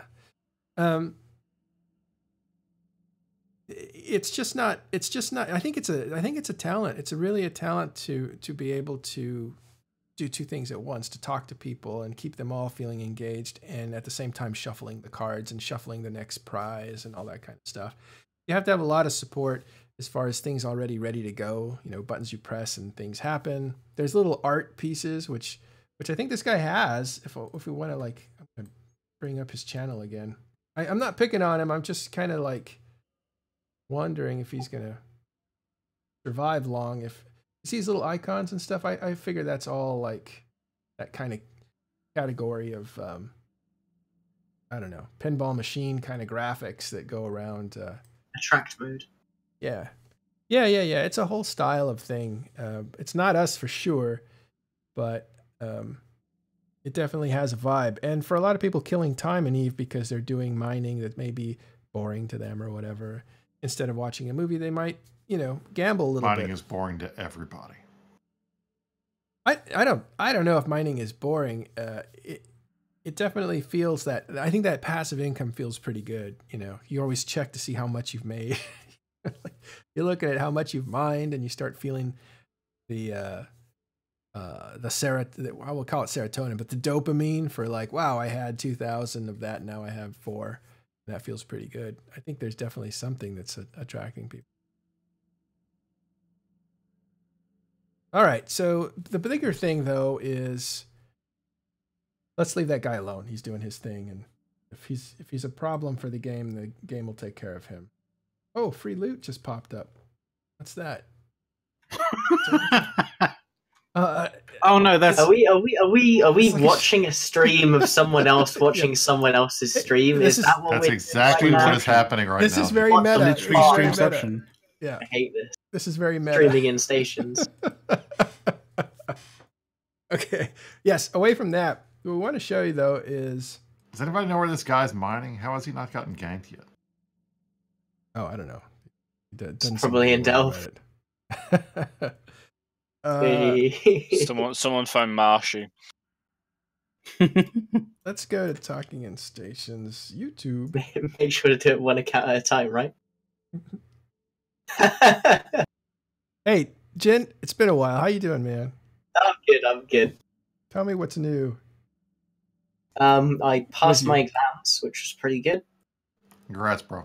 That's awesome. You did the right thing. You lost your coalition, but you passed school. What the hell happened to you? Like, you fell from grace harder than, like, Icarus, right? You're this... No, I just moved into different stuff. I just started doing tournaments instead. It all seemed to coincide, though, with... Let's do a little more game talk here. You were at CVA for a long time. You were kind of a spokesman from there. You, right when you jumped into CSM, which everybody thought you would do well because you were already producing a lot of stuff for people to watch about EVE Online. You joined Test, but didn't quite fit in. Then you started your own thing with financial backing of a guy that nobody liked. Call him Jay. And that worked out for a little while, but then that kind of imploded. At the same time, you disappeared because you had to do schooling. If you got your timeline a little mixed up, I made videos after I got on the CSM. I'd been on the CSM for about a year and a bit before I started making. Oh, so how did you get on the CSM? Was it just the support of CVA and the province? Yeah. Well, that, and I was a big podcast like whore, and I just started whoring up the podcast circuit like 6 months before the CSM 11 election started, because I just figured, hey, I feel like I can do a good job at this. I'm pretty sure CVA alone isn't going to be enough to vote me in. I should talk to the community. So it was a plan to distribute yourself onto podcasts. Yeah. Oh. Who wouldn't want to be on these podcasts anyway? Like, that, it's good fun. Like, I enjoy podcasting. I wouldn't continue doing it, like, now that I don't have any elections to win. We're no good to you now. Like, What are you talking about? I'm literally here. You got what you wanted from us. Now you're gone. All right. Kidding. I know. No, it's that's what you have to do, right? To get on the CSM, you put yourself out there. Yeah, no one's going to vote for you if they don't know who you are. That's but yeah, that's a pretty good summation of what happened. I was in CVA for a long time, basically 3 years, most of my CSM. Up at the CSM 13 was the election where I was in test before eventually leaving it to go and form Red Noise, which failed. Yeah, it was Red Noise, right? And yeah. Red Noise was the corporation or the Alliance. The Alliance. And so then you had your own coalition, I guess. Yeah. It was basically just a bunch of people who didn't have a coalition and were kind of, pretty chill people. It was a pretty fun little time. Like, as badly as it ended, I got a little bit of a decent amount of enjoyment, I'd say, out of running that coalition. It was very stressful, but it was also a very good learning experience for me as a person. Yeah, and it also made me realize how much of my time I was sinking into EVE Online, and maybe I shouldn't do that. It's a good way. A lot of Red Noise failing was bad timing as well, because that was literally you founded Red Noise the moment the Southern War started to heat up, and you were just caught right in the middle of it. That was not the best planned thing I've ever done in my life.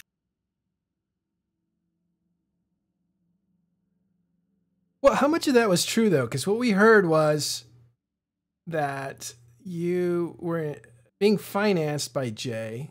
Again, people ostracized Jay. We talked about being ostracized in EVE earlier in the show, and how people build reputations and they can be good or bad, but eventually if you're bad, people just don't want to deal with you. And so everywhere you go, you're not welcome and people stop listening to you and all this other stuff. And Jay is one of those guys. But he had a lot of ISK sitting there, and he's constantly trying to invest or bribe people to, he's like, I have a bag of money that I'll give you if you do this thing. And I don't know if he was necessarily a bad guy, but he wanted to kind of promote the underdogs. And you were like, yeah, we want to stay away from these coalitions and have to pick a team or pick a side to be on. We just kind of want to do like our thing. And then there's a bag of money waiting for you. Is that kind of how it came together? A super simplified version of that. It's a pretty good simplified version, yeah. And the other major thing was that he had a lot of contacts ready, and there was a lot of stuff there that made it seem like a lot of the startup process was already done effectively, and it wasn't going to be just, hey Jin, do everything, which is how it felt at times that Providence was. Oh, interesting. So it's a contrast to like, you're the guy that it all depends on, to here's a situation that's already got its structure. Mm-hmm. Yeah, that's attractive. I think for somebody who's tired, that's very attractive. Yeah, and don't get me wrong, I was pretty tired. I didn't have the best of times near the end in CVA. I know, it was a love-hate relationship for the last year, wasn't it? Oh yeah. I mean, I love Providence. I still do hold a lot of love in my heart for it, but those last few weeks were not the most fun in my EVE existence. So I opened up this old map to look at where I'd been. At least one of my characters, the PvP subcap one. I've kind of been all over the map, but let's go look at Providence, because I regret knowing about Providence and not going there and hanging out. It's a fun place, and you can go there. Like, it's super easy to get ults around Providence. I still have ults in Providence. Providence. Yeah, because at the time it was, this is when Pro God Legend was starting to fight there. It's when it was just a happening place. Like, that's AAA that was living here in Catch was a powerful, powerful group sitting there right on top of Providence, and essentially saying, Providence, you can survive. but our guys are going to go in there and kind of mess around, hunt you guys. That was that's a very generous estimation of that relationship. That does not take into account many times that AAA just invaded CVA. Was it many or was it Oh, once it's or twice? multiple times. Once Yeah, or- AAA have invaded CVA at least 3 times that I'm aware of. Oh, well, there was one where they really invaded them and took them out, or at least weakened them to the point where they were taken out. But and That was that was in 2010, I think. Was that the Fight Club was that the Fight Club Coalition eviction? When No. they tried to install the Fight Club over the top of Provi Block? That could be. I think they were trying to keep the nature of the fighting, but without Providence. I Sounded about right. don't remember the name of it or if that was the actual push of the campaign. But essentially, Providence was a great hunting ground for people because it was open. So chances are that if you were new to the game and you wanted to see what nullsec looked like, Providence was the place to go because they weren't going to kill you right away. It was just the pirates that were roving through there that were going to kill you. And those were kept at bay by the police force that was constructed by players. So players were basically holding back other players from killing the new people who were coming in to kind of participate in what nullsec was like. And this is, when you get into the game, if you guys all remember when you were youngsters in the game, you're kind of confined to nullsec and lowsec pretty much until you can essentially build yourself a little bit of a reputation, not reputation, but a little bit of experience so that you can participate in more organized play. And so the only exception to that was Providence. So if you were a solo player, you wanted to see what it's like to see the deep harvesting that can happen with giant asteroids that were much bigger in scale than the little tiny ones in ISEC, and that's where you went. And the result of that was a lot of people used to go and hunt there because typically the players of Providence weren't as experienced as other players. All that fair to say? Yeah, that's kind of a fair estimation of it. Yeah, so Providence then has kind of this, it's more of a myth than a reality, right? That I mean, how many people voted for you out of Providence do you estimate? I'm not sure how much I want to go. I'd have to go and actually look at my spreadsheets because I did a ton of math at this at the time because I super duper cared. But I estimated there was about 1,000 of the 1,000 and something hundred that I needed to get on the first time came from Providence, or 800 or so. Just in terms, yeah, it was very difficult to estimate because we knew Corbler Brothers had got on before from almost entirely the Providence vote. But I also didn't have the same level of unilateral support within the coalition that Corbler Brothers had, to put it mildly. Right, he was an FC for them. Yeah, I was an FC too, but I definitely had a more contentious personality. You know, Cor's always been a very big entertainer, or was. He actually quit the game recently. It was quite. Oh, that's too bad. I really like that guy. Yeah, real nice guy. How about you, Brisk? You got on CSM. How many votes did you get? First ballot votes, I got 1,990, if I recall correctly. I don't know why that number sticks in my head, but I think it was because it was around. Wasn't it that both of us were on more ballots than we weren't on? You were on the number one. You were on 49% of all ballots that were cast, and I think I was on 47%. No, I know it was over 50%. I know it was over. Well, then I must have been 49 because that number sticks in my head. But I know you were number one in terms of ballot combinations. But I know at least I did my tracking. One of the things I told everybody one of the reasons I didn't want to run before, and that I knew I would do is I would treat this like a real campaign. And in real life, the one thing you're always chasing down before Election Day are your people who are definitely going to vote for you or who already have, so that you can start counting and see how you're doing. So I was tracking, and I had asked everybody in it, and IM and Init associates to ping me and let me know whether or not they had voted, and if they had, how many accounts they voted. So I was tracking all of that, and I had about 1,000 votes in from people who had told me by election day. So then the other 900, I have no idea where they came from. So I'm assuming it's a mixture of everywhere else. But that was nice to see. Well, if you think about it, that's enough for, in some parts of the United States, that's enough to be a representative to the Congress. Oh, I got more votes in this CSM election than I did in my last real life one. And then more people cast ballots overall in this election than I did in my first race, which was a state house race. I think we only had like 3,000 or 4,000 people that cast votes in that election, and there were 30,000 some ballots cast. So yeah, these are pretty big elections. They're not small. Yeah, that's an interesting perspective, isn't it? I mean, literally, real life governments can get less votes than CSM members. Oh yeah, wild. And people still complain that not enough of the player base votes, so therefore we're not officially a legitimate elected body. There aren't enough. Yeah, you should put wormholes in your real life campaign. Oh, that'll go over well. Yeah, might have to describe it really well so that nobody gets confused. All right. Well, Jen, I'm glad you're around, and I'm glad you did well in school. Let's look at something together here that we had on the other day. This will look like a doomsday going off, because this was on the duality test server. It wasn't even the singularity test server. And this is a big fight that we're actually seeing in progress. This is not rendered footage. This is game footage through the 64-bit client, which allows a lot more memory to be used on your client so it doesn't crash in the middle of these big fights.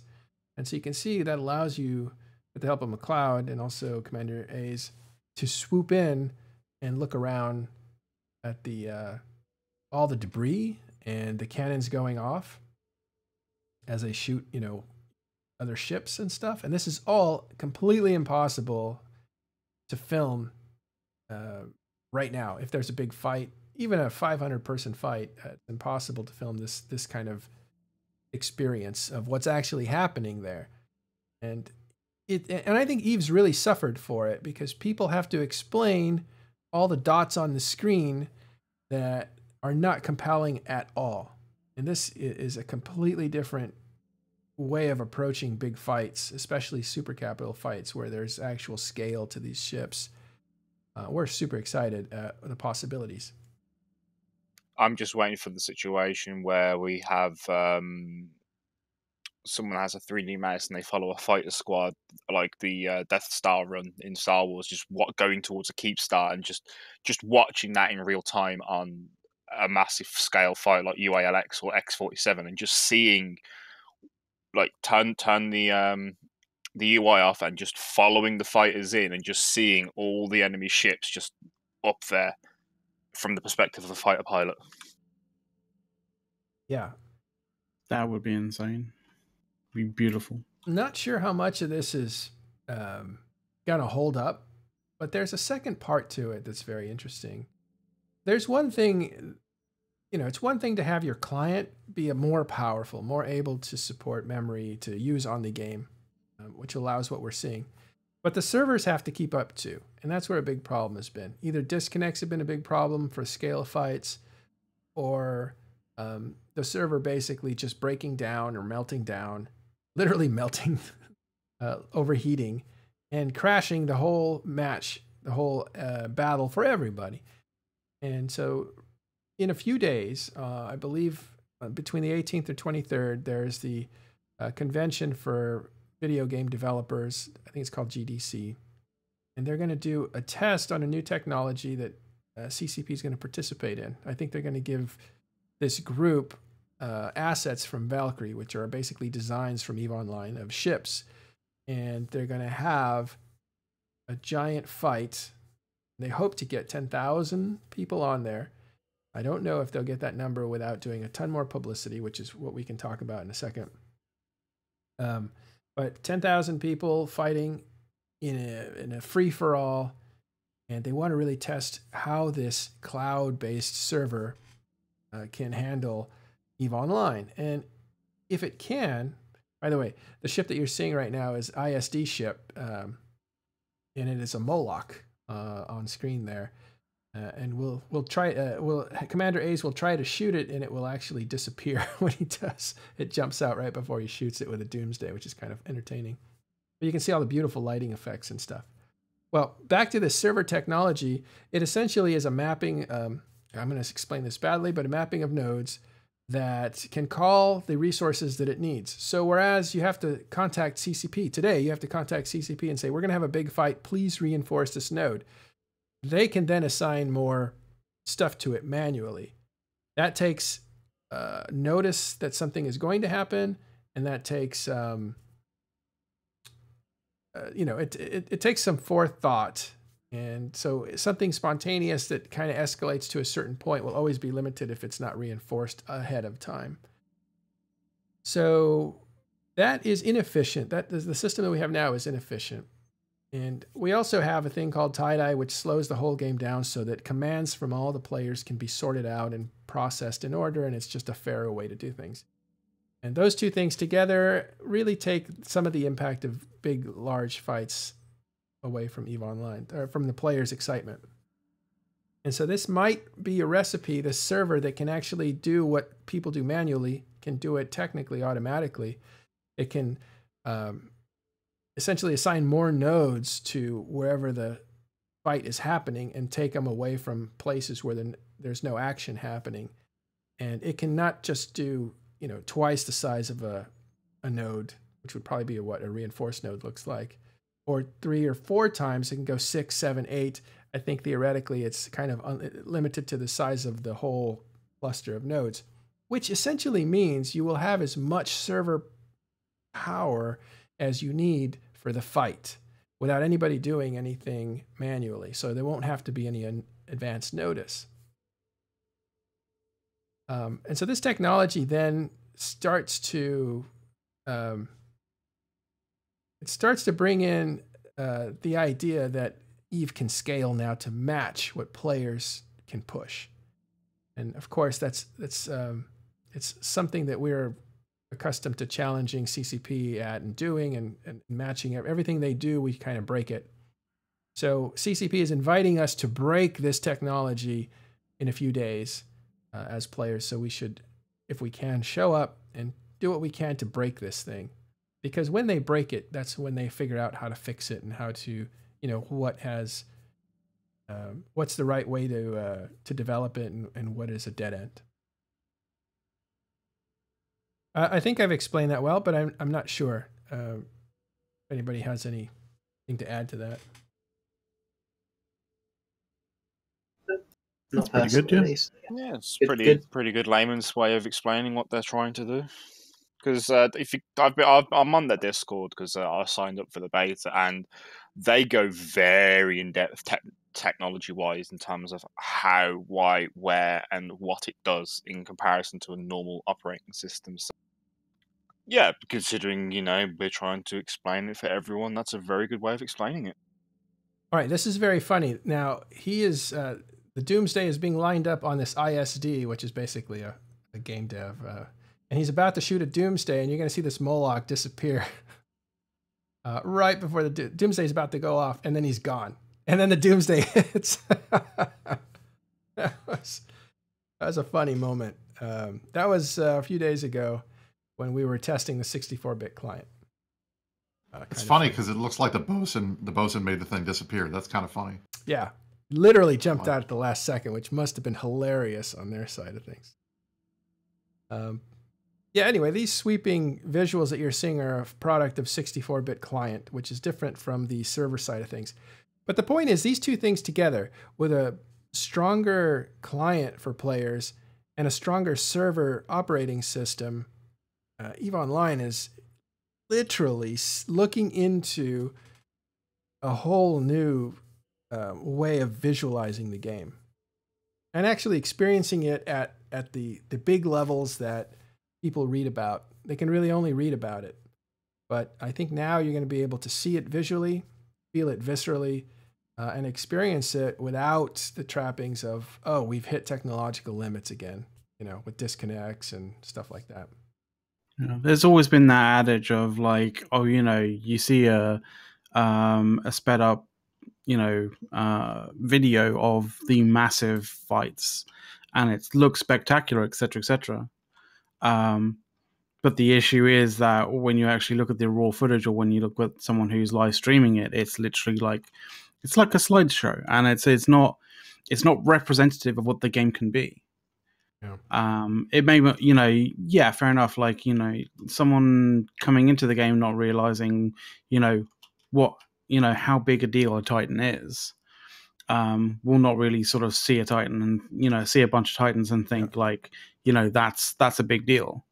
But even so, the spectacle of it is kind of marred at the moment with the fact that, we have some serious server-side limitations right now. But the fact that they're being addressed and CCP is genuinely looking at this level of restructuring in terms of architecture, or at least in terms of server capacity or capability, it's fantastic. So one of the things that we do is with the contributions that you guys give, either through Patreon or through this channel, is we try to upgrade our equipment so we can do stuff. In preparation for the 64-bit client, Commander A's showed us the sweeping and weaving through the wreckage of the battlefield using a 3D mouse. So I went ahead and ordered one, and this is what it looks like. I'm trying to get out from in front of it. It's just like a dial that you can twist or move back and forth, and that's what commands the camera. So that, with some of CCP's technology of decoupling the camera from your ship and being able to roam, you can do that with a mouse, but you're constantly, it's just not good camera work. So we went ahead and bought one of these things. We'll test it out, all in preparation for trying to bring you these visuals for actual fights.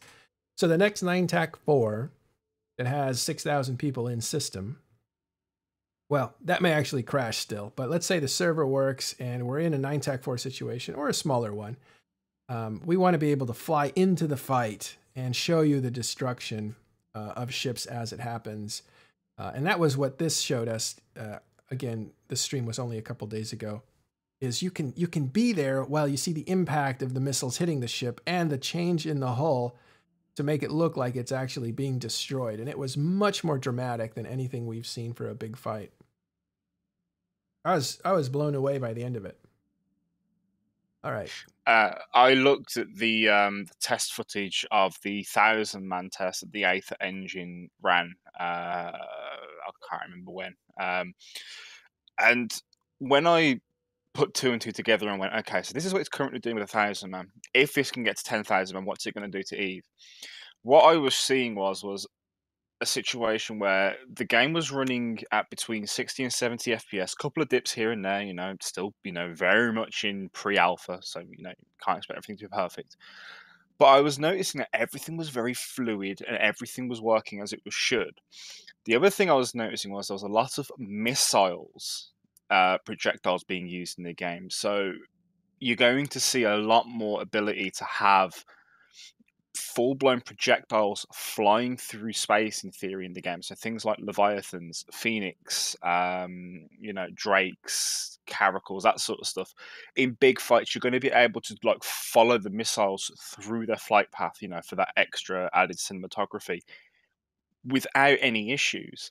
And the way I was looking at it is that if this technology becomes viable and works, is we're going to have a situation where we're going to see fights like UALX, 9TAC4, etc., with 3,000-4,000 people on the server with minimal, if not no tie-dye.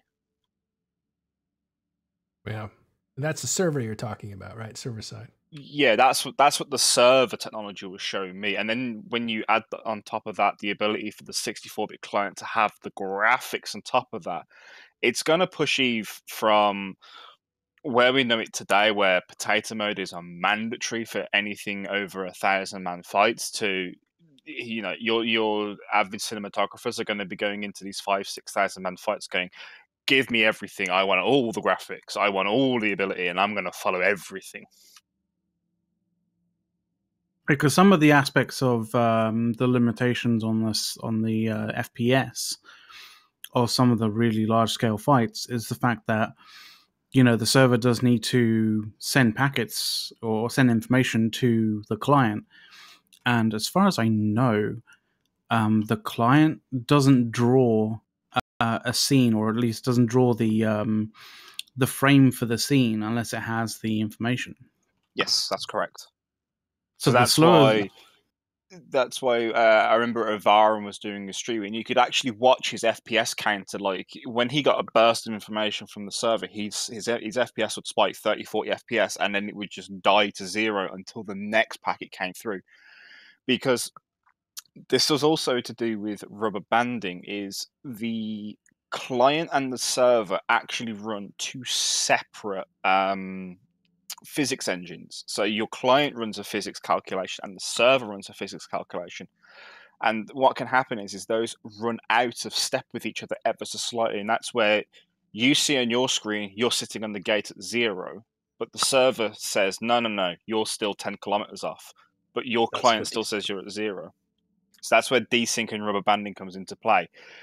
And yeah, so for example, some of the things that might cause you desync is like one of the problems that we had originally with the Keepstar, that CCP had with the Keepstar, was the way its collision models were made in the client versus how they were being modeled in the engine meant that if you rammed into the big, if you tried to ram into the big prongs on either side of it, when you hit it, you would hit it later on your client than you would in the physics engine on the back end, because it's using a lot lower fidelity of how it looks at the object there for calculation reasons, obviously.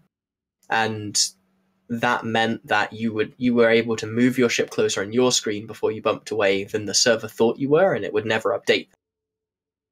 So you just permanently move your client like at some point relative to where the server thinks you are, because the server has actually stopped you on everyone else's screen where you are supposed to stop. It's just that your client will not show. Wild. And it's these packets that the client is waiting to receive from the server to render the next series of frames. God, this is too much of a technical conversation. Yeah, sorry. It's all right. You can find out a lot more about it at Talking to Station's Discord, where it's been discussed a few times. It's been broken out. There's also a Discord server that we can point you to from the makers of the engine or the operating system that will bring on a lot of this. If you look on screen, you're seeing missiles being shot out of this Leviathan, and you can see the explosion of incoming fire on the shield of that same Leviathan. Again, that's a 64-bit client. That's Eve graphics up close on a big battle that isn't crashing because your client can now handle more memory. The server you don't generally tend to see that kind of stuff in a big fight unless it's something that Staged. CCP has created for a trailer or something. Yeah, that's totally, which is really nice. It's totally staged if you ever see it. So to see it in the wild is amazing, and hopefully we can do more of that. Again, two different things. 64-bit client is going to make graphics hold up for you better, even in big fights. The big fights themselves may hold up better with this new server technology. Two different things. All right. I think we're actually out of time because it's already past the hour. But I'm opening the floor to anything you guys want to talk about. Anything you guys... Well, there's a lot of things coming up. I want to tell you, first of all... I would just like... Well, I'd like to say for the record, Yeah. the amount of communication we've been getting out of CCP the last 2 or 3 weeks has been off the charts. And I hope people are happy with that, because we hit them very hard in the summit about making sure that they tell people what's going on, because bad things happen when there's a vacuum of communication. So I'm glad they took that to heart, and they're putting a ton. What I do like is they're committing to dates and to concrete things on things that they can deliver, like the 64-bit client. But for other things that they're just teasing us about, they're making it very clear. Like, we are investing in DX12, soon TM. We're not putting a date on it. We're not putting a commitment on it. But this is what we're looking to do. Same with the Ether engine. This is something we're looking at. We think this is going to be great for the game, but we're not saying it's going to be the be-all and end-all. So hats off that they're committing to things that they can commit to, but they're also making it very clear that they're saying we're looking at these, we think this is going to be great for the game, but we can't say when, how, or if it's going to happen. Well, I think it comes at a. I think they put the bad news out so they could put out the good news, right? Bad news was this will alarm people. We're not going to have an Alliance tournament this year. And that was a statement that they knew was going to affect people badly. And then they went running with it with a lot of, okay, guys, it's not the end of the world. We got all this stuff coming up. And in the middle of that, they said, and we didn't talk about this, but CCP Guard will be leaving the company, who's been the face of the fan community part of it for a while, along with... Yeah, we thought that was a joke when they first said that. Oh, really? Did they tell you at the we summit? thought they were trolling us, to be honest. At the summit? Yeah. Was it? So they actually spoke to you face to face before they announced it at the summit? Yeah. Okay. It was literally the first thing they told us when we sat down. I can see why you thought that was a troll. It was bad. We were all scared. Um, And I only know that because I'm doing my edits to the minutes right now, which hopefully will be done. Oh, so, Shit, I need to do that tomorrow, don't I? so you guys need to edit your minutes so they represent you correctly, and then you guys will turn them in, and so we'll be seeing minutes from the summit sometime after that. Hopefully, just a few weeks, not. It actually happens at the same time because we use the same software. We edit the minutes in the same place that CCP does, so we make inline comments there that then either get decided to be added or not by CCP. So just to clarify, then you look over the whole minutes as an individual, but it's the everything of the minutes you can go through and make your own comments on, sort of thing. It's not a case of you're just your little bit. Generally. It's the way they set it up. It's weird. It's not. It's like what you guys see in terms of the long document. We only see that at the very end. We basically have pages for each, like a Wikipedia entry kind of thing on each of the summit topics for that session, and we have to go back through and look at those individually. And they're in no order. So I'm like looking at the list. It's basically alphabetical order by what the title of the thing was, and I'm trying to figure out, all right, what day was this? When was this? So trying to do that now has kind of been a pain. But Every single time I hear that communique, I always want to scream "Kirk to Enterprise." that's my my text message thing. My wife is going crazy, and Twitter's going crazy too, talking about this 10,000 person test and my idea that we should maybe try to get players some kind of compensation for showing up, so that there's an incentive for them to do that, so that we actually get the 10,000. That's the last thing I wanted. Not as popular as I. That's the last thing I wanted to talk about. You are in the same boat with who's the PL guy that people make fun of occasionally? Doom Chinchilla. Doom Chinchilla saying, give these guys a reward for showing up, is what you're saying. Well, basically, I was talking, Sort and I were talking last night, and I was talking to some of the FCs, and this was before Doom put his point out, but they want to test this 10,000 person thing. This is not an Eve thing. It's not about Eve. I mean, as far as I can tell, this was basically Homar saying to these guys, oh, I got 10,000 players that'll do something online for you. Let me ask them if they'll come out. And they're using Eve Valkyrie assets according to the guys in that Discord. But at the end of the day, trying to get 10,000 people to do anything at the same time, just because it might be cool, that's not going to work. You can't even get a focus group. My wife does these all the time. Focus groups to try to ask people's opinion about products or different commercial ads or things like that. They always pay the folks that participate. So I said, if you really want to get this done, you really want to be sure you have 10,000 people, and you got to give them something. And I said, well, all right, what can we give them that's enough of a draw that people would actually want to do it? I said, all right, give them 100 plex. That right there is a couple $100 million in the game. Or it's a skin or something like that, and it's all of this stuff is tied to your email account. Two So small skill injectors, something like something like that. I feel like they give out a lot of SP lately, so give out some, just direct money. Plus, the price of Plex is really high right now, and throwing some out there to try to make it a little bit lower, I don't think would be a bad. But I said just give the guys something as a reason to show up, just an incentive. And apparently some people think, why would we have to buy? What date is that, by the way? Them come? It's going to Because we be should the definitely be talking about that so that Wednesday the listeners know. Yeah, Wednesday the 20th at 11 a.m. Pacific Standard Time. right. Okay, so it's the 20th. What's that in actual human being time? GMT, I think that's 1700. I want to say. Don't quote me on that. Thank you. Basically 2 weeks, right? Yeah, it's 2 weeks from now. Just only give me times in UTC, or they aren't real. Any time that's not in UTC isn't real. If you're in Talking Stations public, we'll be talking about it for 2 weeks, so you'll know. It's 1900 Jintan for us UK living beings. Awesome. All right, so you're saying you guys are going to discuss this, no doubt, on Open Comms, right? I'm sure we'll talk about it because Dirk was giving me a hard time about wanting a government cheese handout. And to be honest, I mean, look, from my perspective, I'm going to do it anyway because I feel like I have an obligation to. But not Fucking everybody socialist feels that way. risk. So, I know, right? So I feel like just give somebody some money. Show up here. Thank you for coming. Here's your 100 plus. Well, Here's your punch I don't pie think for coming to the event. You're not going to get anywhere near 10,000. Not you, but CCP, and I'll tell you why. I don't know if people are going to multi-box for this test, but they will for an actual fight.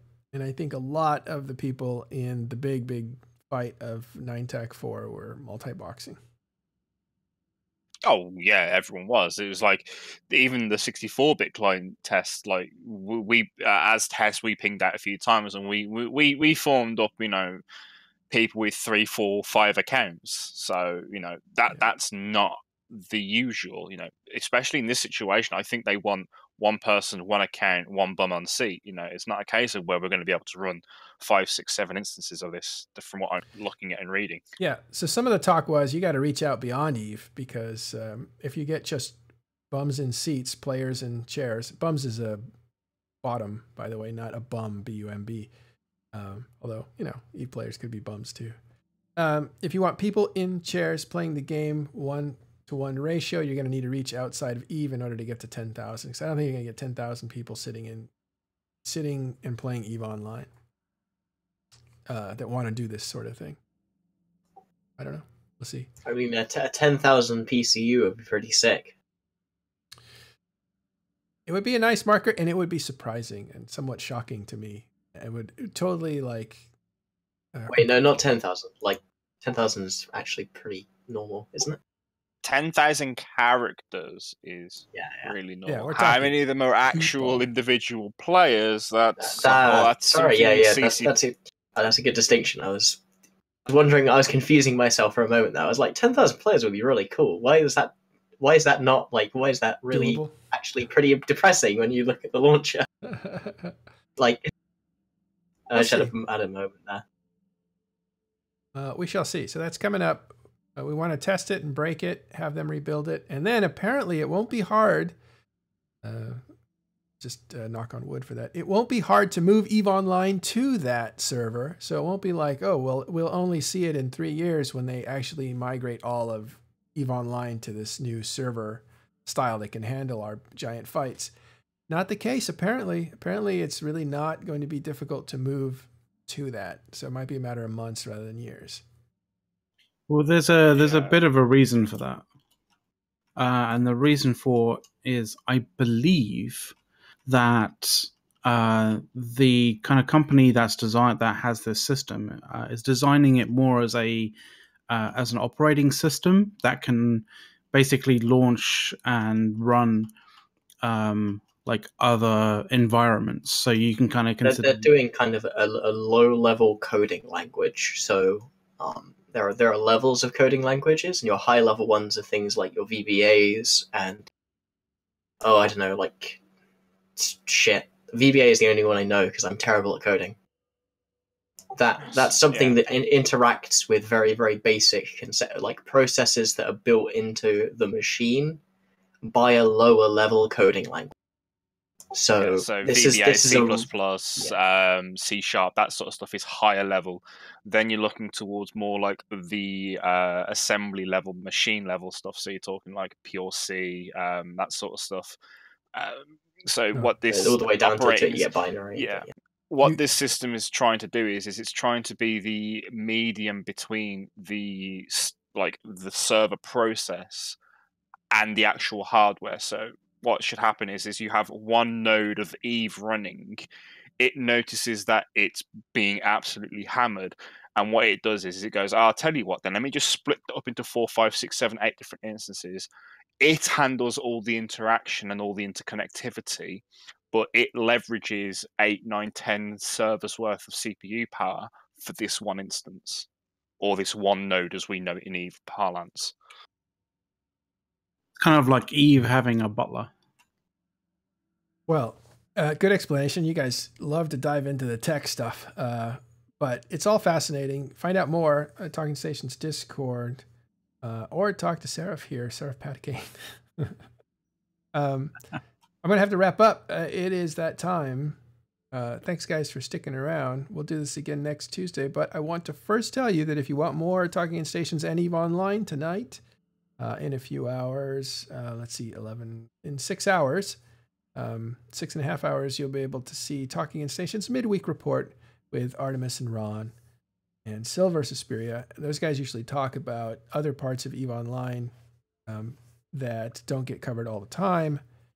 And I don't know what the topic is this week, but it's usually about ganking, anti-ganking, low-sec stuff, and all kinds of... and an update on the news, so you'll get to know what's the latest on the stuff going on in the South between Fountain and Fraternity, or stuff going on in the North with Northern Coalition and Pandemic Legion against the Initiative. Well, there's another little brawl going on in Perimeter that I suspect I'll be discussing once it's over. Yeah, it's kind of neat to have a lot of different flavors of wars.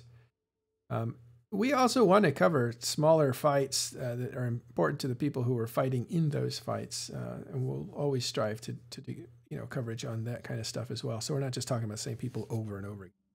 But anyway, it's all we have time for this week. We will see you guys later on, and don't forget, watch Talking in Stations later tonight. All right, guys, thanks everyone for being here. Bye.